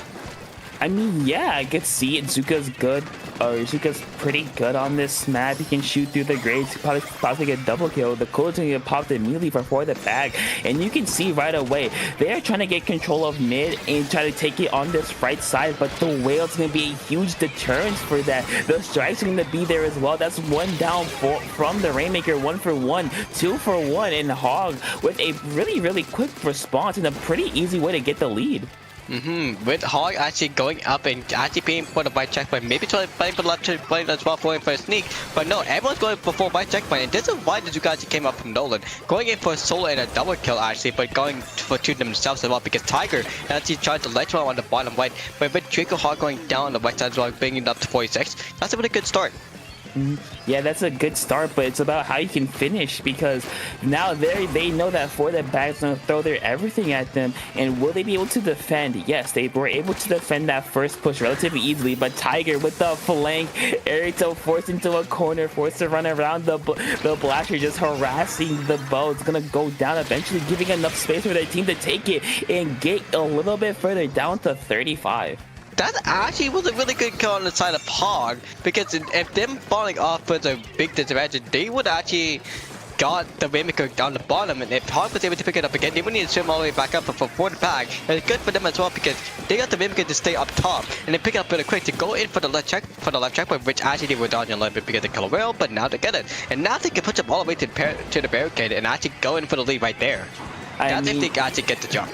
Yeah, if they get the jump, because right now Hog's throwing everything in the kitchen sink at them. That's a nice direct there by Sauce there to get a really crucial pick. And now Hog's just playing defense here. They're not allowing for the back to get the Rainmaker, and just like that, it's reset. But now it becomes, can you do that again? Can you keep them away? Because you already know that for the bags is gonna try again. Unfortunate bomb kill to just get something going. Nolan on the flank right here on the top right, just holding off two members of Hog. Yeah, and now we're going to be seeing for Bito actually picking up the Rainmaker with Len on their back. Well, okay, that's a little bit too far back, but still on their back. Actually being distracting, that gives them a really solid lead. But with 3 down, now we're going to be seeing Hog with Telethua actually going on the top and trying to go in a one with Draco, if I think, if I recall correctly, who has the tricep ready as well. That could go really well for them. But Feral Hog, aka Mike, on the left side, trying to be main distracted. No, that's gonna be Tiger being distracted on the left side. And Draco falling off. That's a really unfortunate because that would have been a good solid push right there. I mean, you just lost your footing, you slipped on the rock, and now you fell. And that third strike's going to be a little bit wasted since you don't have the ability to clear out some space. And now for the back and kind of hold on here, they don't have to go as aggressive as they really should, as they really want to, because they know that if they make too many mistakes, then Hawk can easily take that lead, because that's only an 8-point lead. That is not a safe lead. Yes, it is pretty deep, but at any moment that could switch like a flip. The 8-point difference is really that matters because that is basically that's a wham difference right there. As we're going to be seeing with for the bag actually getting 3 killed off almost that, but with Hog getting a double as well, a double down actually. What I mean is that Nolan just trying to best, and they got a triple right there. That's a quadable as well, because if they get either Draco or Pharaoh, that's a quad. Okay, that's a quad, but almost getting a 5th kill. Okay, that's almost a 5 kill right there. Okay, calm down, Nolan. Nolan, he just popping off. That's 6. Oh, from a terrible situation. That's 7. Hold on, we're just to follow Nolan this entire time. But yeah, going from a terrible situation where you're stuck in a corner with basically your back against the wall to just surviving off of just pure energy and just going on a 8-kill streak to give your team the momentum. That is exactly what they needed right now. The Rainmaker's gonna go down, and Nolan still alive, by the way. I think that's what, 10 in a row. That's 9. That's 9. Okay. It's a 9-kill streak right now. But yeah, no. With 15 seconds remaining, we're going to be saying, okay, now that's 10. Okay, but it's going to be 11. Pale Hog's going to be the 11 kill most likely, unless they're going to get killed by 10, and they do. But with that's it. With 3 seconds left, and now Telethua actually going back. The last Rainmaker push, they need to be surviving off Max, but Max gets killed off actually by Micah, but again with the blaster, with actually the kill wheels coming up above from Brito and Len finishing it off. Okay, that's 2-1 to for the back. I mean, shout out to Nolan, just staying alive, I guess. Yeah. Just staying alive. Yeah, Nolan almost got cut by a tricep, but said no. Actually, let me do something else instead, and going in with an 11 kill streak. If this was COD, I think it would have been a tactical nuke, if I remember correctly. Nope, that's tactical nuke is 25. Okay, I think it's a point sensor then. It would have been a UAV. Okay, so that's basically a point sensor, right? No. Damn. It's not point sensor. Okay. I'm trying to remember contract. But yeah, for that, there's nothing really else we could say, but except the holding potential like we saw in Game 1 and Game 2. Well, Game 1 is different play. Game 2 more we can differentiate, because for Game 2, it was off by 20 points. This time it was off by 8 points, but the holding that quarterback had was way more crucial and way more better because of one player able to pop up and get a kill streak like that. But now we're going to climb the Scorch Gorge. We're going to be seeing the same thing like Game 2, the hold method. Yeah, I mean, I could see that because for Scorch Gorge, the main way you push is through that ramp. Yes, you do have that left side grates, but you're really exposed, and it's really, really hard to get something going. So I would expect both teams to kind of try to build up a lot of power claims, a lot of specials, a lot of resources, and kind of just force their way onto ramp. Because if you get onto ramp, you basically have all of mid with a lot of clam spawns and some of the enemy court, because I believe clams also spawn on snipe, if I recall correctly. It does, yes. It does spawn on the left side of snipe, not the right side of snipe, on the left side. And if you get those 3 clams, those are extra points for you. And at the same time too, if you get on the right time, you can go for an Oko. But that's the thing. If you do it on the correct time and you don't get cut off immediately, you can go for an Oko. I mean, let's see if For the Bag is gonna Oko this as they're on a set point right now. No changes for Hog. No changes again for the Bag. I mean, they had the hot hand last game, so I expect them to keep that going. Yeah, I was gonna be trying their best, but Albedo actually changing back to the bell string. But no one's still staying back on the squeezer. Knowing that they can do really well and not play on the Kraken and try the RNG their way to get back in. It's gonna be really good call for them, but actually that's gonna be 2 down on the side of Hog. That's gonna be 3 down for the side of Hog, but 2 down for the Bag. But they get first push in. I mean, yeah, they got a first push. They got a lot of clams to throw in. Getting down to 68 with more in reserve. Irito here with 3 clams. The bubble's gonna come out for a bit of protection. Is gonna work. Getting down to 59. Tiger on the flank's gonna get 2 and kind of stop this push before it gets any worse. Looks like they're gonna do just that. Nolan, or the Blaster, I believe, is staying alive for somehow. But yeah, a first push to 53. That's a good opening, but Hog might respond right away. Len literally tried the best to be distracted and not pulling the clams. It's going to be a little bit ishy, but that was really a good strategy if Beta didn't get killed off. Because with those 300 clams, that would have been an Oko territory. But for right now, with the clams on the far left side, but the points going off by 2 single clams itself, we're not in Oko territory unless they get the left clams on the left side. But Mike actually got 1 clam and now Dragon got 2 clams. And that's what's a little bit of lag, but they got the pinning clam actually. This is now Oko territory actually. I thought they missed it. I thought it was a bit too far, but it looks like they're not gonna get the Oko, but a very, very strong strike there for Hog. And now For the Bag is on their back, but they have to get another really good push. That's a good start with the best special in the game, most balanced special in the game with the Zuka. But yeah, that's a quick 2 down for Hog. Yeah, 2 down for Hog, but now we're going to be seeing like the Nolan kill streak coming in action. Again, that was only like 2 kills so far, and Nolan trying to go for a third point. Trying to go for a third one, but at the same time, For the Bag is trying to get as many clams as possible. Mostly that's going to be Nolan trying back to get the penny. But I'm just seeing right now for Len, they're going to be trying their best with 1 clam remaining to actually get something in. And that is going to be them getting a clam. No one going for the penny on the backside for the Bag, because if they get that, that's going to be good territory right there. But Max is now going to be getting the ball, and with the ball coming in from Len, that's going to be a score in with the rest of the team up for the Bag. Yeah, but they only have 6 clams in reserve. They do have the pity clam though. Someone has to go back and get it. Looks like the Zap is gonna go back and get 3. But by the time they come back, the rest of Hog's gonna be able to have some sort of defense to that. And they did open the basket, but not a whole lot of follow-up. Only you get down to 41. That probably wasn't the push they were looking for. I'm assume they wanted a much larger push, but they just got Nolan just sitting in their base, just trying to distract them. It's gonna work, playing like the brushes, basically, just being a distraction. Yeah, but with 3 down though, we're going to be seeing for Hog with 2 up. I think time in the chat to actually go for an Oko this time, because they have enough pity clams to go in for the first push, and they have enough again for the second push too, enough because that clam is going to be on snipe. I think I'll be seeing you right there in the corner on the right side, but that's going to be only 1 activation, but Taltua, I think getting a first kill right there on the pencil is going to be good. Sorry, but no pity clams. 2 Taltua to get actually push up, with Tiger being the first one up, but now they're going to be passing clams to each other. But as Tiger going down with no bubble advantage, that clam is going to be going in, but with no certain advantage at all. I mean, yeah, it looks like they're not going to get any follow-up, but that's really, really bad because you just gave For the Bag a free 20 points. So now they have a much, much stronger push. The cooler is going to get popped. There's a Zuka at the ready. The bubble is there just so if they get in, they can get a much, much more sustained push. That's 1 down. That's 2 down. The Zuka's going to get popped. That's 3 down, leaving only the splash left. Forced it back away, and just like that, the scoring is gonna begin. The score is going to be beginning, but they didn't get the pinning Throw in clamp. a couple more clams. Yeah, but they didn't get the pinning clamp. Now they got the pinning clamp, but no one is there, and the clamp is too far behind. That's gonna be KO on the side for the bag, and for the side of Hog, they're gonna be going in with two power clamps. That's basically gonna be a win right there if they are able to get both of them through.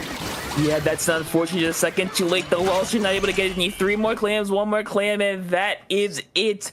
Hog is going to force a game 5 with, I believe they only had 2 pushes that game, but 2 very, very good pushes. They actually had 3.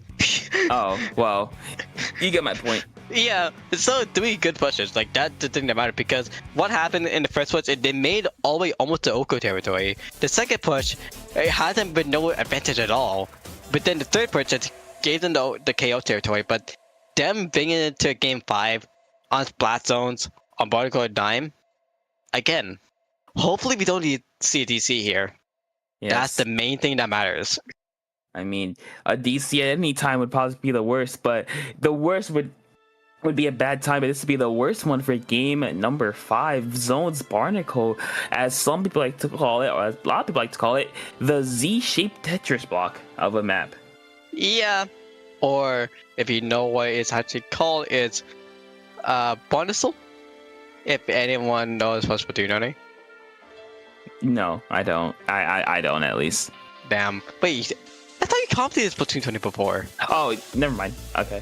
Yeah, the Barnacle, Barnacle, or something like that. Because the misspelling. But yeah, it's basically is going to be the O-shaped Tetris block as its own, and with the map itself is going to be basically 2 S blocks plus the O shape together. So that's gonna be fun. And at least it's not like Hammerhead Bridge, which is just basically a straight eyepiece. I mean, it could be worse. It could be a lot worse. But yeah, and I think the expansions that they made, the little drop areas, and also I think they widened the streets, right? Yes, they did. They did a little bit, like to 3 meters, something like that. Yeah, it's good advantages. It's good opening to each other, but the main issue is, well, the main good thing is at least it's not Barnacle, but at least it's not mincemeat.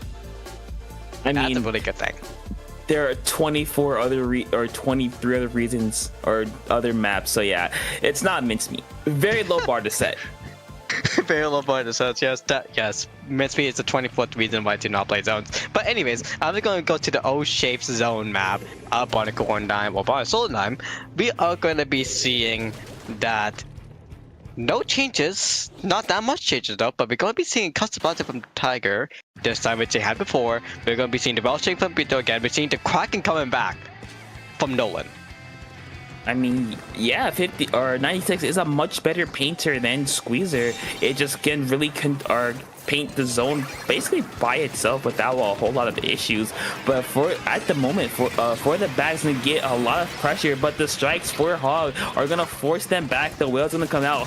Feral Hog here is gonna get a nice pick, and it's gonna be unfortunately forced out.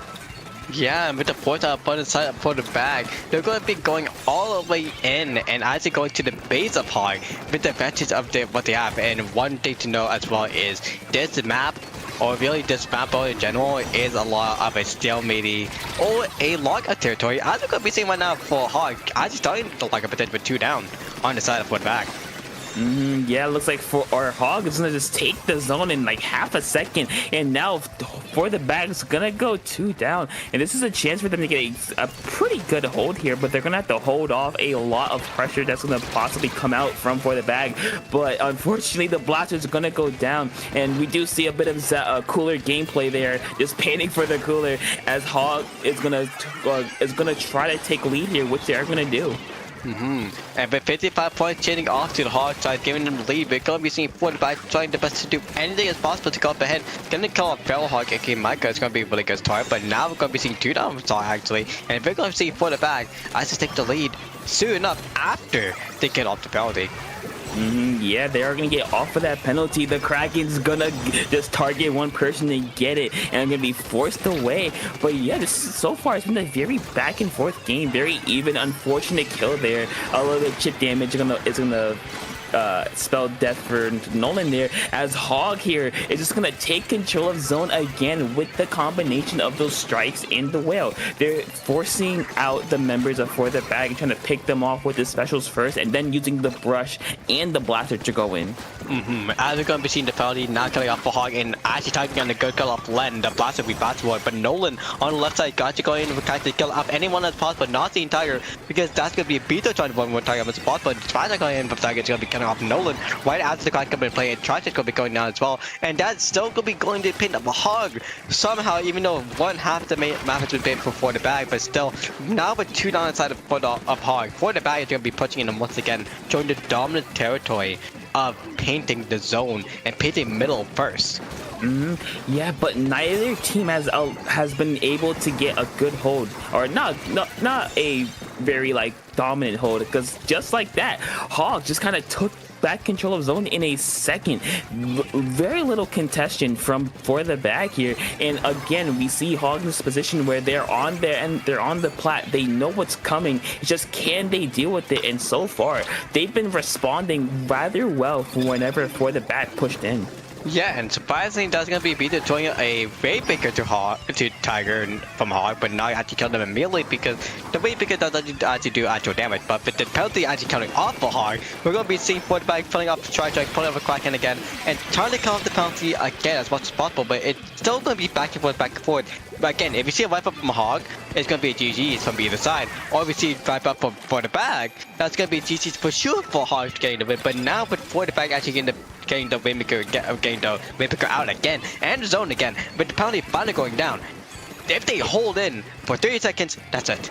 I mean, yeah, this game so far has been very back and forth. It's been very even. Hog again, they're gonna pop the strikes, they have whale out there ready. Feral Hog here is forced out. They pop the whale. The clock is ticking. 4-6 left. Looks like For the Bag is gonna take the lead. No, they're not gonna take the lead just yet. Hog fighting to hold on to it. They're gonna take the lead eventually, but Hog is still in zone. They are still fighting. The brush is just swinging around like a madman trying to get some paint going. It's not gonna work, as with only the well string and the zap, they're gonna be forced out. And with 40 seconds left, this may be Hog's last chance for a good hold to take the lead and the game. Well, it's a last dance for the side of Hog right now. I know they're going to be cutting off in 30 seconds remaining, but the zones are going for Hog right now. But 22 points remaining on the timer, a penalty. But still, Beto trying to best to just paint the zone as well. But every player from Hog is still alive, and that's going to be told to maybe come down soon. That's going to them going down. Tiger going to be going down as well. And with that, that's going to be the pay for the bag if they paint the zone. But it's not paying the zone because they play aggro, and the Western team actually going to pay the zone. But they do not see Micah on the right side, but they do. But with 3 seconds left on the clock, that's going to be GG's, and with no paint on the zone for the Hog, that's it. Yeah, that's gonna be all she wrote for Hog this SOS. But what a great fight. They did not let up. They brought For the Bag to game 5. They kept it as close as they could. Unfortunately, they just went down at the absolute worst times, and For the Bag just capitalized on that. Yeah, and also, by the way, this was seed 4 versus seed 1. If this was really seed 1 versus seed 2, this would have made a lot more sense as a finals match, but this was only a semi-finals match. And who For the Bag needs to fight now is Facade.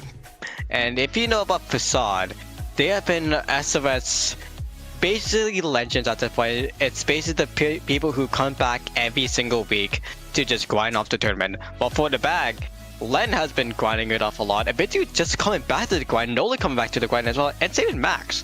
They just gathered Len, they got gathered with Len to come back in, and now they're going into a finals again. Maybe going in for another W. Well, we'll see what happens. The only thing I know about Facade is that it's a normal type move that doubles in power if you have a status effect applied to you. So, I don't know how this applies to Splatoon. Well, at the same time, too, Facade is a game about how you talk with AI to help them fix their relationship or get kicked out by saying certain key phrases. Yep. Okay, so we'll be back. Maybe we'll be back, maybe not. Maybe we'll be swapping in right now. It's all depending on our host, aka Shimmer, the Pipe Dream. What's going to be happening? Maybe not. Okay, well, mostly going to be setting up, so we're going to be going straight into the topic if you're okay with it. You want to go trade back in? You know what? I'm already here, so why not? Here we are with Grand Finals Facade versus For the Bag. We just saw a very, very close set for the Bag. So I expect this to be a very, very close set because this is a 1 versus 3 set. So even closer than that last one. Yeah, even closer to the last one because this is going to be the top seed versus the 3rd seed. Why Facade has a little bit of a lower seed is mostly because look at the roster. They have 6 people on the roster. If you want to know about Sendu profile or Sendu things like Sendu seeding, is they go off your Sendu profile. And for the back Sendu profile, most likely it's all like all Kraken and Leviathan, and for Facade, they're gonna be all Leviathans as well. But there's gonna be like 1 diamond player in there, and that's what lowered the seed. Most likely like 0%, who has not been playing this whole tournament. But if you see Splat, Captain Happy, Koga, Mocha, and Hayden, most likely those 5 you will be seeing do throughout the whole day. Maybe not Mocha, because Mocha needs to go to sleep because of the parents. So we're going to be seeing most likely Splat, Captain Happy, Koga, and Hayden playing this time. It's only 11:30. They'll be fine. You say that, but there is certain history that we've seen every game that Mocha was not able to play because of time limits, aka midnight. But yeah, because remember, this is a Wednesday night, so on Thursday, yes, class, and that's a big issue for a lot of students. But yeah, I think it's it's 11:30. They'll be fine. But enough of that. We're gonna at least talk as we head to game number 1 of Grand Finals, Mahi Mahi Resort Splat Zones. Okay, well, there's the 24th. Okay, there's the 24th reason. There's the 24th reason. Oh, there. Hey, it's not zones. It's not zones. Hey, oh yeah, no, that's a good thing. But there is the 24th reason. Damn. Yeah. Mystery Bloodworks. It's there. It's there. It's there. We're gonna have to play it. So. Well, hey, at least it's not us. And it's not us. It's not. It's not us. The main thing right now is what I'm thinking right now is Len is looking at the map list like, why are we seeing this in the map pool? Why did this exist? Because if anyone remember from Metro Inc. at Gridlock from the tournament from the side tournament at the Battle of the Lands, I think, I forgot what it's, Battle of the States, Glenn was freaking out. Why was this in the pool? So seeing that reaction again is going to be really funny to see from the bots again. But anything else other than that, everything around it. Wait a second. Basil's Humpback.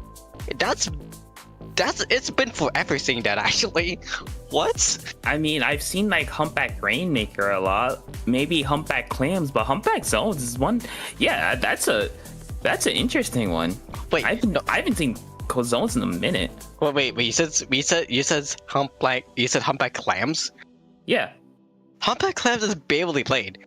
I've seen it. I swear I've seen it before. Yeah, it's been there before, but usually it's more Zones Humpback than Clams Humpback, and God forbid that Humpback, because that thing is purely elevation. Like if you want to play that, play Pablo.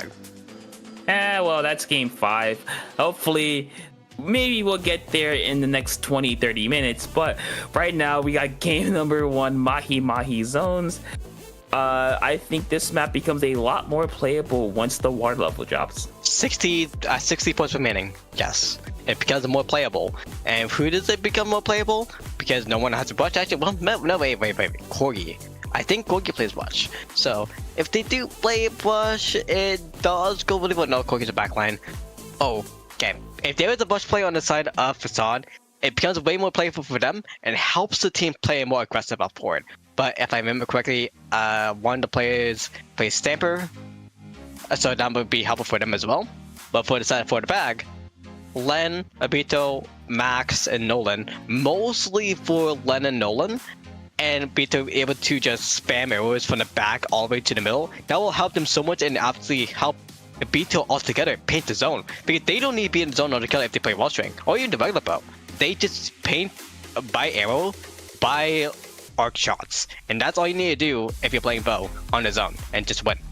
I mean, yeah, you just kind of just sit up on that little snipe area or even behind it if you want to be extra safe and just rain down arrows from above, and the enemy team just has to deal with it because they do a surprise. I think they do 35 damage, or is it 30? I don't remember. I think it's 35. 35. Yeah, you have a lot of chip damage into zone. It paints relatively well it paints decently. So it's just like Wellstring or Bowls is just really strong because you gotta just sit back and just have a little Mai Tai and just chill out. Mostly it's the Wellstring that would be played off here because in one scenario, like Wellstring behind the snipe area is your safest call. That is going to be your best call unless someone has an E-Leader. If it's an E-Leader, oh well, sure, GG's. I think remember Captain needs a flex, so like Captain Happy can actually play E-Leader and just play GG's on there. But really, for AP2's Wellstring, if they do play that out, that would be really well on Splatoon Mahi, because even though it's a square, even though it's an OP from Tetris, there is the block, which actually does paint slowly or like kill off some paint as well, because that's like 5% paint, because if you hit that block area, that's it. Like, it doesn't count, because it's going to be a little bit of more area for something to happen, at least. Yeah, I mean, yeah, I can see why. Wellstring's very strong. We see E-Leader. I would be surprised, but yeah, enough speculating as we hop into game number 1 of Grand Finals, Facade versus for the bag. I forgot to say for a second. But yeah, for nothing. We do see a pencil though from the side of Facade in a 52. Not a whole lot of different weapons. The weapons you've seen before, weapons that are proven to work out, as Facade just jumps on them almost immediately. Why is Nolan playing dualies now? That is a weird result to see. I didn't even see that. That's really questionable, but that actually changed a couple lot. And actually, that was a Zuka chop from I think Mocha or Splat actually, that actually killing off Len, and that's going to be another kill off the Wellstring, aka Beto. I think that was. Okay, I think that was Splat actually. Getting the kill off Beto, but Mocha is actually going to be killing off Len as well. And now with the safety point underneath, that's going to be more Facade action coming into play and actually giving them past 35 points. I mean, I don't know why the dually switch is very out of left field, and so far it's not working out in their favor, as Facade with very little very little opposition. They're gonna get down to 11, but finally at the last second, For the Bag is gonna take control, but they have a long way to march, as Nolan's gonna go in. The Splatoon 2 classic, the splashdown from the air, is gonna get another one, and just like that, Facade with another delayed wipeout on For the Bag. Yeah, and Mocha is going to be going into and pushing up to lead with the splashdown advantage too with the counter blaster, so they're going to be trying to pick them up, but also trying to pull light from which Light is trying to do as well. But since Light has bubble, Light's going to be playing more defensive, playing more reportive, but again, that's going to be Splat killing them off with the regular splat bomb. I talked about in regular shots as well. But Facade happy on the 52 gal, not on the E-Leader pencil, because that's going to be Corgi Party on the pencil instead. Just playing off with Special, trying to do anything else to just deny for the to come up ahead. I mean, so far their denial efforts are going super well. The crowd's gonna get popped, try to paint the zone, but looks like it's gonna be enough. That's 1 kill on Facade of Facade. 2 kills are gonna go down, and For the Bag are gonna take control, as Captain Happy is gonna survive for a little bit longer. And Nolan here, I think the idea of the dualies pick is that if they get in, they can just be a distraction, just kind of roll around and get a pick or two before going down. But so far, Facade has pointed them out and not allowed them to get any further. Yeah, but again, the one thing that we need to know as well, because of the wipeout on the side of Facade, For the Bag, for Nolan, remember, they have been playing Daddy Ciscal and Squeezer, and then I think in the 52 gal. Doing the dualies with the wall method is going to be a little bit off track, but playing in for the crabs is going to be even more comfortable, because why not play fast? But I think it is because of actually going in and trying to go for a wall kill back and forth, but that is not going to advantage right now. But another advantage for them for Nolan is the crab, and that's going to be an instant kill crab on the side of Facade, and that's going to be another kill off for Mocha as well. Again, the advantage with the blaster itself, the weapons, and just playing aggro like Captain Happy in the base, that's going to be a first point for Facade immediately. I mean, for the bag, they just got punched in the mouth almost immediately. Facade just came out swinging.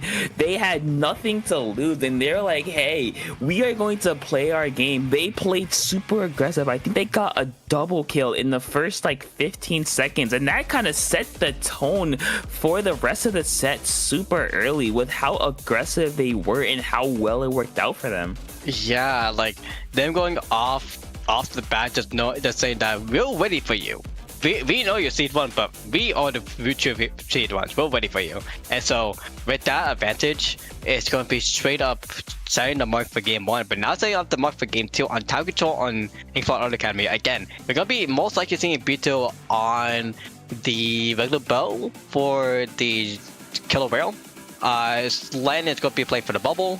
Matt is going to be playing Zap as usual, as Matt's been doing the whole time, but Nolan is going to be the wild card. If we see them on Kraken, now they'd be the really good defense. If we see them on Squeezer, going in for like a 12 skill streak might be really good for them. But for Facade, again, Splat, Captain Happy, Corky Party, and Mocha is going to be your main players here. Maybe Hina might be playing, who knows? But Mocha is mostly playing the main aggro, playing against Len as we saw in the last round. Corky Party is going to be playing on Pencil, unless they want to play something else, and that would be Captain Happy playing Pencil. But since Captain Happy playing right now on 52 gal, it might be questionable, but Splat being the shot one trick, they're going to be trying their best to be paint support to play with Captain Happy together. Yeah, and I expect that Facade are going to try and execute that same game plan because it worked out so well for them. I expect them possibly to use that block jump immediately to get something on plat, to possibly or use that or go on that far left side because is the rail there on tower? The rail is on the far left side, but on tower control, I think it is still there. Okay. Yeah, because if it's still there, that could be very dangerous because everyone knows if you want to get past second checkpoint, you need to get control of bat. So if Facade decides to send one up there and if they get set up on bats, it could be a real tough time for the bag. But as we're going to be waiting for the buttons to be picked, because that's usually what we wait for, we're going to be going in immediately to game number 2, and that's going to be for the Facade going in with the same roster before, same weapons before as well, and we're going to be seeing for the bag 52 gal from Nolan. Nice. I mean, yeah, the whale to get people off tower. I expect that to happen. A bit of a 52 battle here as Mocha's gonna drop immediately. Captain Happy trying to go for that left side flanks to get caught out immediately and gonna be forced back to a more neutral situation as the blaster for the bag's gonna go down, unfortunately, and Facade with a quick cooler looking to get to push their early advantage.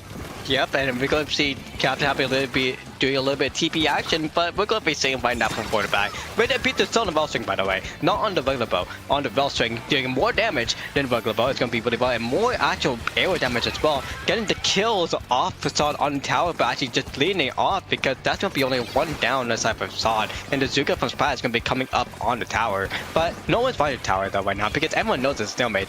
If they fall off, they die. I mean, yeah, no one likes falling off. That was a nice kill there. Very, very nice direct. But now for the bag, might be able to really turn that kill into something more. But no, they're forced back. I think that kind of what happens with Inkling a lot of the time is that you're kind of forced to play a lot of neutral because this map is relatively big. You're kind of forced to look both ways. It's kind of that first checkpoint is really where the game kind of stalls out because once that first checkpoint falls, nice Zuka shot there, it kind of becomes a bit of a snowball, but not as much as other maps. It's funny how you say it's relatively big because you have to look back and forth because it's actually the other way around. It's relatively cramped that you have to go left and forth because as examples that we saw with Spatzuka and also with Len actually doing a little bit of back and forth, actually getting the corner shot on the blaster kill. That is the main thing about Crafted to actually having to the map design to have all these weapons and all these mechanics from all these players doing super well, but actually just shut down the camp from the blaster and another shutdown as well on the Nolan's kill count right now. That I think it's going to be one as starting much even further as Mocha trying to one them and not actually going advancing on the kind of making them actually fall back. We're going to be seeing for the back going in for the second checkpoint.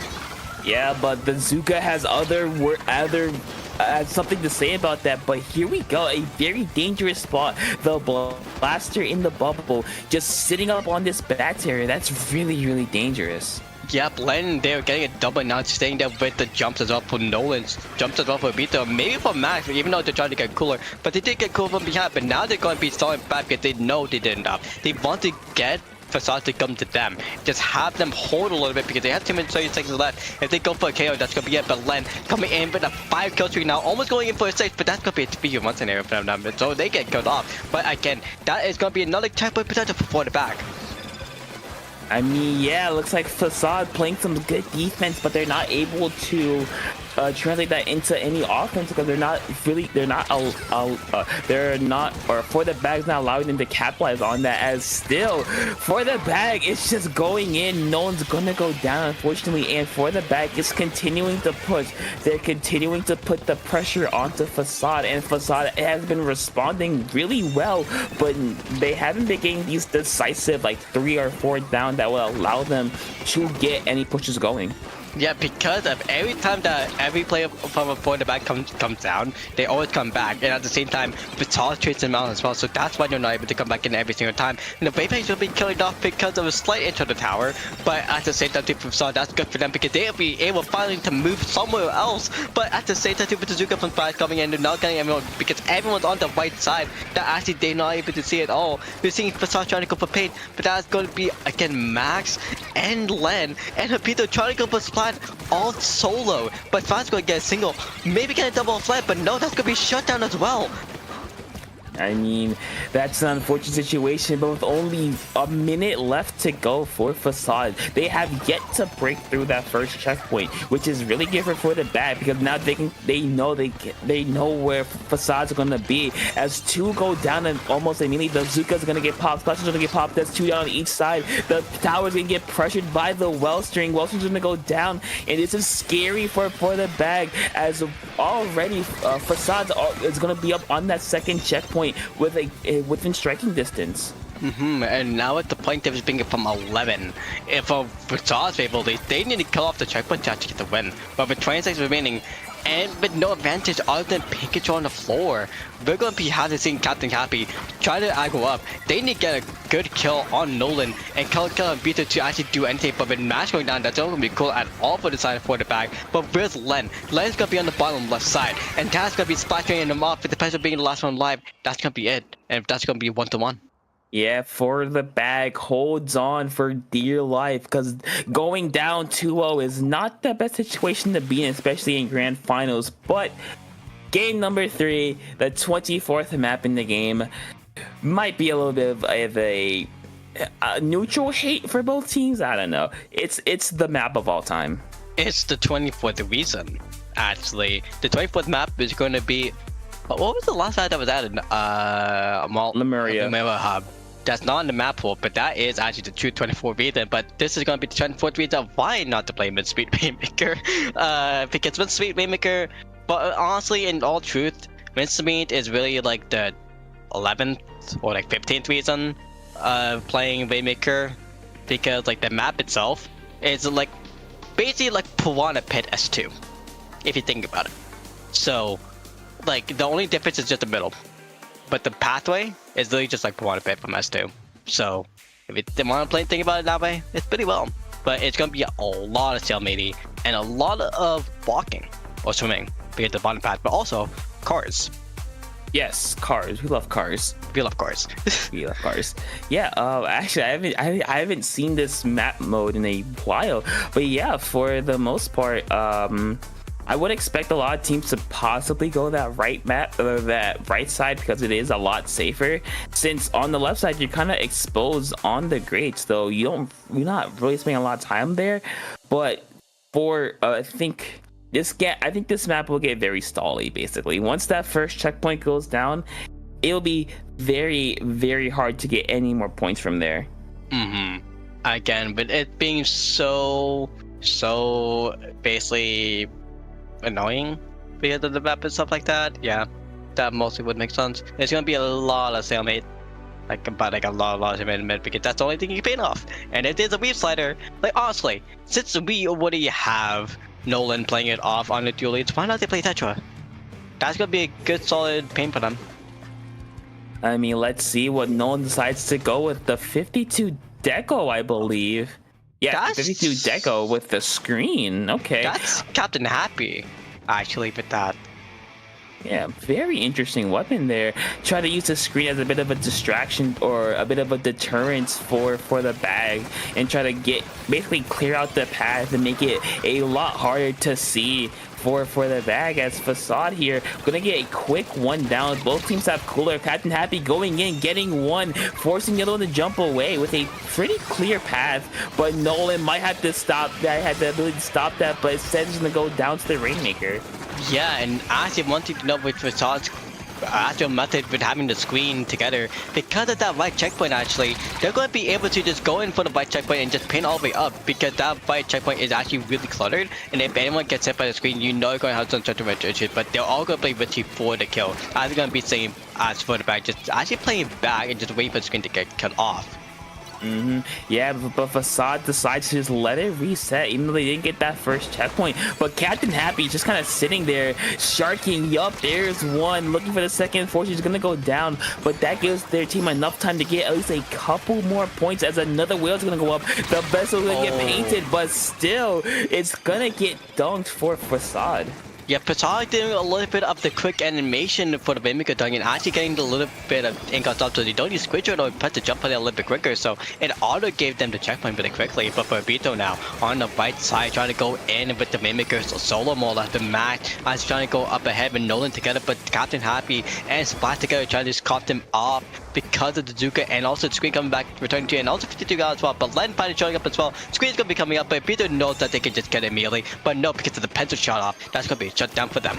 Yeah, just in time for Facade, not allowing them to break through that first checkpoint. But now a bit of an awkward situation for the back, because the Rainmaker's in a really tough spot to get to, but they've been losing these fights as they go 2 down. The cooler's gonna get popped, so those 2 members won't be able to get it. And with the Rainmaker resetting a cooler for Facade, this might be the chance they need to really push their advantage. Yeah, it might be, because Nolan does have the 52 gal special of the killer whale being ready, but that is going to be a lot better on the left side, actually, but Captain Happy going to kill them off in the 1v1, and that's going to be 2 down for the side for the back. So now with Captain Happy, oh my god, they have the thing, and that thing of the Kola De Bonk, that's going to be a little bit of chance of killing off Nolan in the trade. I mean, yeah, they're going to get a trade out of it. Space Dog here is going to go down again. I think this is just mincemeat Rainmaker nutshell, just a lot of a lot of neutral situations, and a lot of, you can't really push a whole lot super quickly. You need to get these like decisive team fights to get anything going, really. Yeah, actually, and at the same time too, the AoE events from Mocha and Len's Blaster, but mostly from Mocha, because we're seeing a lot of events from them. But as we can see, Len try to go up on the right side instead too, to do anything, but with the Mocha custom blaster splash tag coming in play, with for the bag actually having the pop, they were just waiting to see who's first. Who gets the Rainmaker first? It's gonna be for the bag and actually Mocha gets the splash tag ready, or it's gonna be for the bag getting it and actually Facade actually going for the kill, but Mocha actually going immediately going for him. Actually going for double, unfortunately not getting the splash tag, but getting for a triple. Where's the quad on Len? That is what they're waiting for, but actually they do get the quad on Len, and that's going to be 33 points remaining for Facade.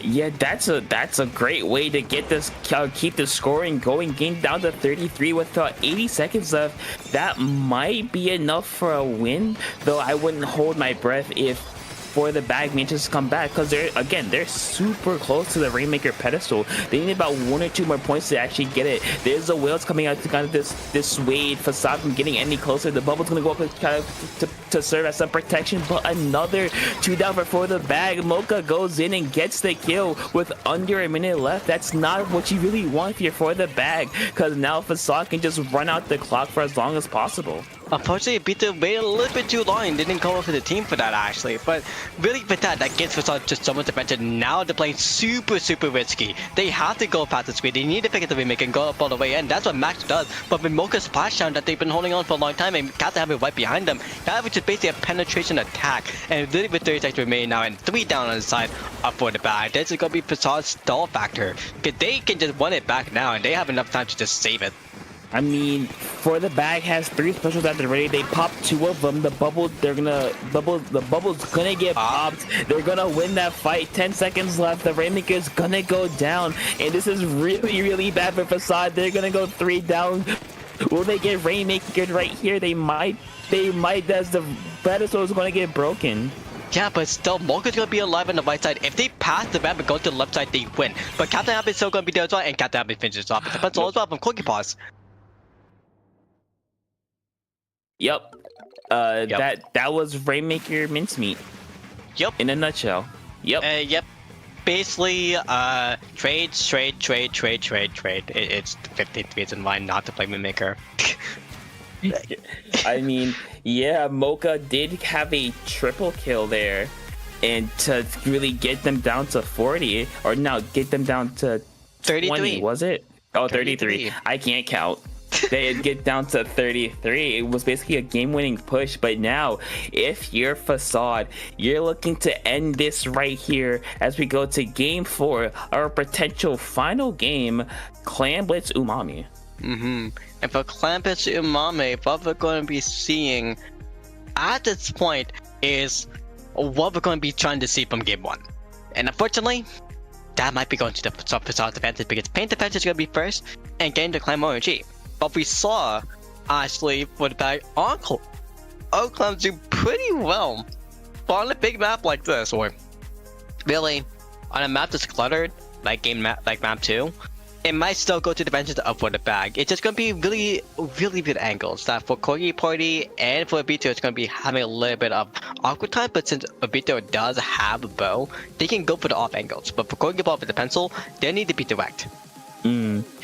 Yeah, and I think, speaking of off angles, I think this map does favor bow, because if you can set up on silo or set up on mid, you basically have free reign. You're allowed to shoot relatively easily. You can arc shots over silo, you can arc shots below to hit that little court area. You can hit over that block right before the goal. So I think if Facade gets into place, gets their bow installed, it could be a uphill battle for the bag. Yep. As we're gonna be waiting for really, waiting for now, as for the best pick, so for the next picks, we're gonna be seeing for the side of Facade. Honestly, I think they're gonna be sticking with the same comp.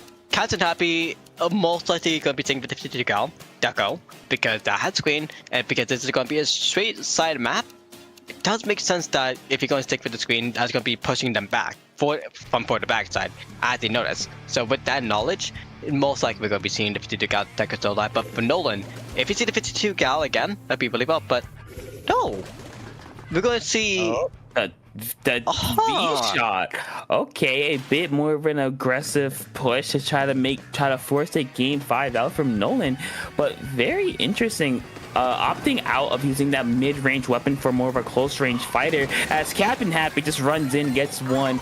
You know, what else can you say? That's what they've been doing. Oh, by the way, I want you to know, Screen wasn't allowed to set the whole time, but Captain Happy pulled Screen. Oh.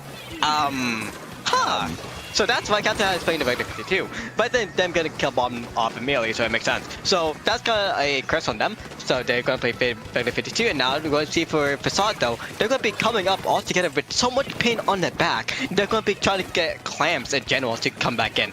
Again, in this map, there's not a chance to get the Oko because the spawn rate is going to be really, really weird and really bad positioning.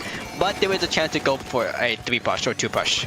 Yeah, I expect a very, very strong push. As Facade looking to get that set up. This Splatoon is going to go win. Clearing out the path for the ball is going to go, but not a whole lot of follow-up as the V-shots force to back away. Captain Happy loses a fight there, and no follow-up, I believe, for Facade, which is not really what you want. You want at least some clamps, because for the bag, he's got a free 20 points. Again, remember, this map is going to be so cluttered like Inkblot auto cameras, so literally because of that, we're going to be seeing for the side for Facade and for the bag, mostly for the bag, it's going to be really bad, it's going to be really, really good on the side of Facade.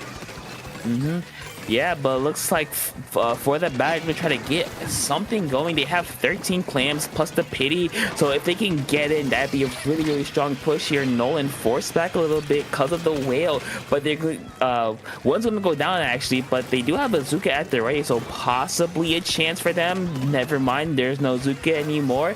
As now for Facade, they have a chance to extend their lead a little bit further. Yep. So with that, it's back going in with the first Hadouken to just back them off. We're going to be seeing Facade hopefully come in for a push, but Mocha trying to get in with the constant blaster. Actually going in with blaster, getting killed Nolan, but getting cancelled off, and actually with more cancelled off, and but Len going in for a double. That's going to be again another small push on the side of Facade. Good thing of Peter getting the clam there for the Peter clam to get another Peter clam, but that's going to be a good solid victory right there, or more or less a good victory push if Quarterback gets it in. I mean, yeah, because right now, basically, Facade gave them 43 points with only getting down to 70. I don't think that's really worth it since they had absolutely no follow-up. So now, if for the back can get in, that's a keyword, if. They can have a really deadly push. Nolan gets one in a trade, however. So right now, Facade, with only the pencil left, they pop the cooler. This might be the chance that they need, but with the respawns, that might not be possible. Yeah, and Porcupine, honestly, like you said, going in for a double has been popping off, which is nice. But really, with for the back having a lot of mid control, like that with it be the winning good positioning, they just need a way to pop up in. That's gonna be a Zuka. If they had the 52 guys, that would have been the killer whale, like what we see from Facade with. I can't be happy what you're trying to do right now to get back into the mid. But really, again, with them trying to still made it off for the back, going for a single pick kill, it will be good potential with like Len, going in with the bubble, going in with the kill together, maybe trying their best to get one shot, and now going in for the bubble, they can do bubble jumps in and actually going all the way. But with the Zuka again coming in from Splat but getting killed off immediately, with the actually Mocha going down as well, that's going to be the victory push right now going in the side for the back. But with something else happening, we need to see something else happening, Topic. I mean, yeah, we have to, as for the bags, and they keep it going down to 40 or 36 actually. Those small pushes are coming back to bite Facade, because with no follow-up, they're just allowed for the bag, just keeps it going down to 30 with a couple more claims to follow up. 27, 24. They're just keeping this going. They might be able to one cycle this. They have a power. Ying jumped in and they one cycled. Game 5, I guess. The one cycle was really rare.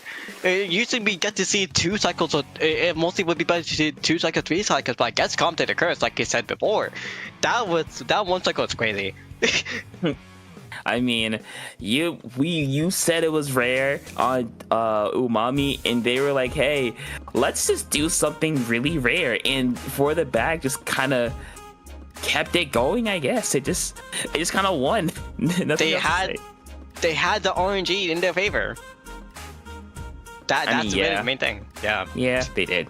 But here we go, game number 5 of Grand Finals, Splat Zone's Humpback. God, as 2 memories are falling back to us all over again. This is the crazy thing. Mocha is going to be playing. We're going to be seeing the Blaster War again. We're going to be seeing the V-Shot War again. We might see actually a crack from Nolan. That would be a really, really good move here because of the whole thing being a flat. And also being a counter to Duka as well. It's going to be really good. With the bubble, it's going to be really good as well. If we see a defensive play stop from either team, that might be their really good advantage because it might be off on Nolan for the core game party.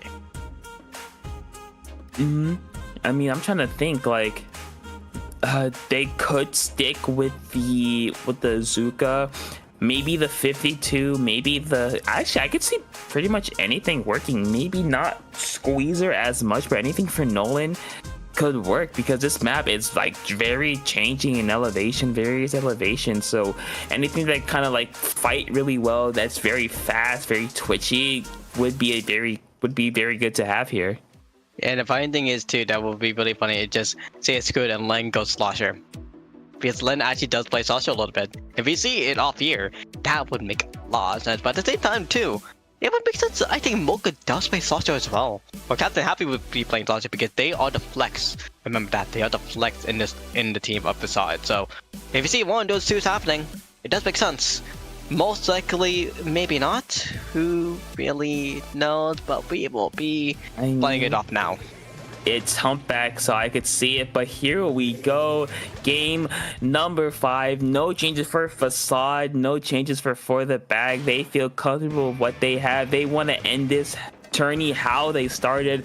Let's go as we get right into it, right into the action. Aggro Shutdown is going to be the main cause of this map, and we see with Aggro Shutdown, I went before the bag, but unless Facade wants to play it like game 1. But they would really want to play it like game 1, but with no shutdown underneath the 60-point advantage, we're going to be seeing Facade actually getting the first kill off, but getting a kill off as well on Len. That's going to be a kill off of Splat as well because of Nolan, but almost getting a third kill as well because of fall off. Actually, they do get a fall off Mocha.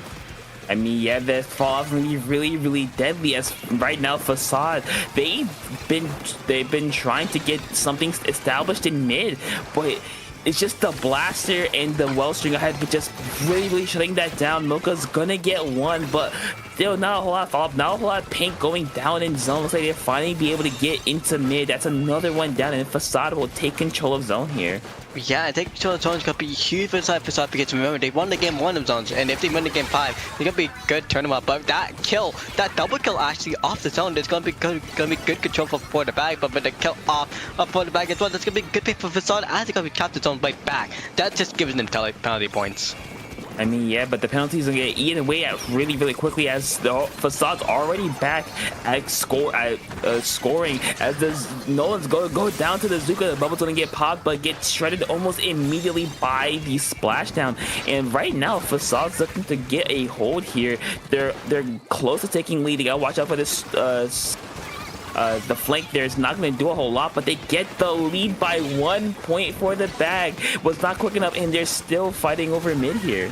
Yeah, as we see Matt trying to solo pick the zone with the Western team before the bag, but 2 down actually because of Nolan going down, but with Mocha coming back in and with the Western team coming in from Facade, we're going to be seeing Kola on the right side just playing a good secure fire spot with the Penta coming out with the cooler as well. So that's going to be really good for them. As we're going to be seeing for the right side, we're going to be seeing 37 points remaining, and Zuka coming out from Splat, and Pain trying to be judgmental, and that's going to be traded with Nolan and Splat together, and it goes to the lead for the bag for the zone.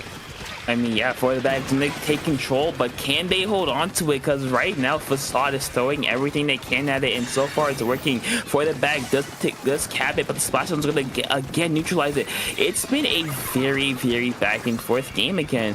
Both teams have just been in mid a lot. They've been trying to use the elevation to get some really weird angles and use that to their advantage. The Zuka's going to go off. One's going to go down for the bag. Blaster is down. So now Facade can go in, try to get something going. Mocha's in zone. Captain Happy popped the whale, try to get something going, but Mocha's gonna go down. That's gonna be 2 down. The bubble is popped. Captain Happy by himself is gonna go down, and just like that, for the bag is gonna take the lead and possibly even more.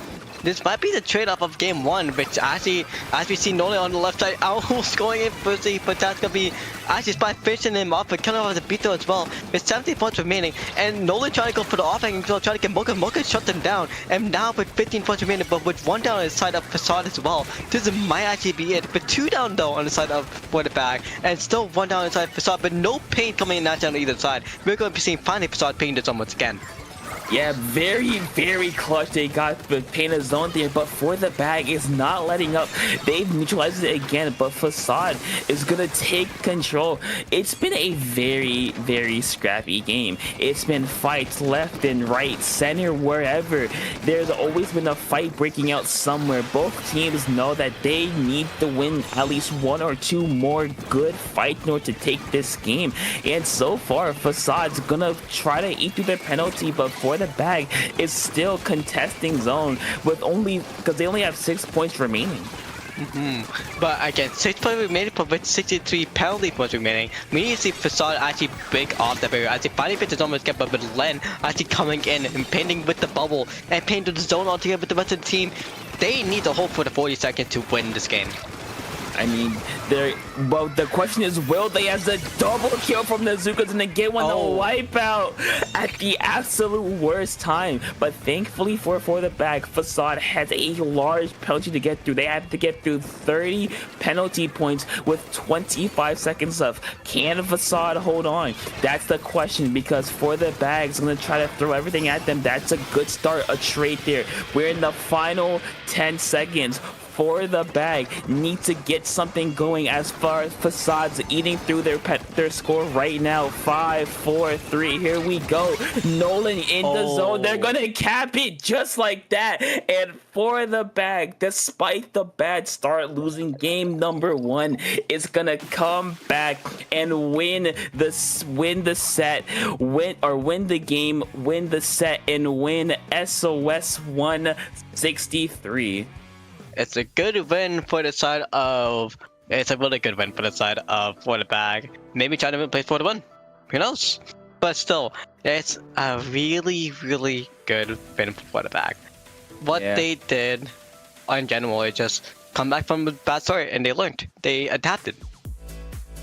I mean, yeah, they fought back from down 2-1. Again, shout out to Facade for putting on an excellent fight and bringing for the bag to the edge and giving it their all to their last second. It was just they lost control of zone last, and there was nothing else they could really do about it. But unfortunately, that is why they are C2. So for the bag though. C3. Right now, this is honestly C2. But yeah, for the bag though, they won 3-2. They are going to be your first seed and your obviously your winners, but put it really close. But two really close defensive by base 20 points to C3. That maybe might have been a seed 1 to them, and actually gave Captain Happy more leaderboard points if they did that. But no, because for the bag 1, it's going to be them going up on the leaderboard again. Yep.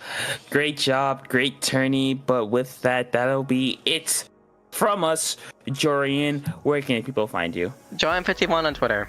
Jorian Blue Sky. Maybe on Dapper Productions. I don't know. What about you, Topic? Okay, very quick. You can find me over on Twitter, Topical2. That's where I post where I'm gonna be commentating next or whatever else I feel like it. And yeah, that is it. That will be it from us over at SOS. Hope y'all enjoyed. And yeah, that's all from me. Well, actually, there's going to be one thing as well. You can find out some Prison Break on Under Pressure. We both forgot about that. But also, there's one other thing as well that we need to talk about. SAC. SAC. Yep, the Splatoon Advanced Circuit that is going to be coming back next month, if I remember correctly, in a couple of weeks. And actually, no, I think it's next week actually, and next Saturday. It's gonna be the first qualifier. So sign up for that if you're in the mid-level or underneath +3, Div 1 level. And for your mid-level teams. And I'm pretty sure we have an ad for it. If I remember correctly. So see a little bit of action, what's going on. And with that, thank you for watching.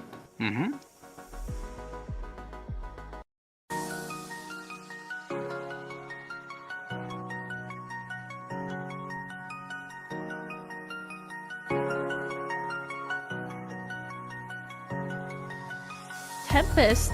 Farto crawling back, continuing to assert their dominance. No mercy, had none of it. Sweet tooth. Final reckoning! The choice that they made was absolutely perfect!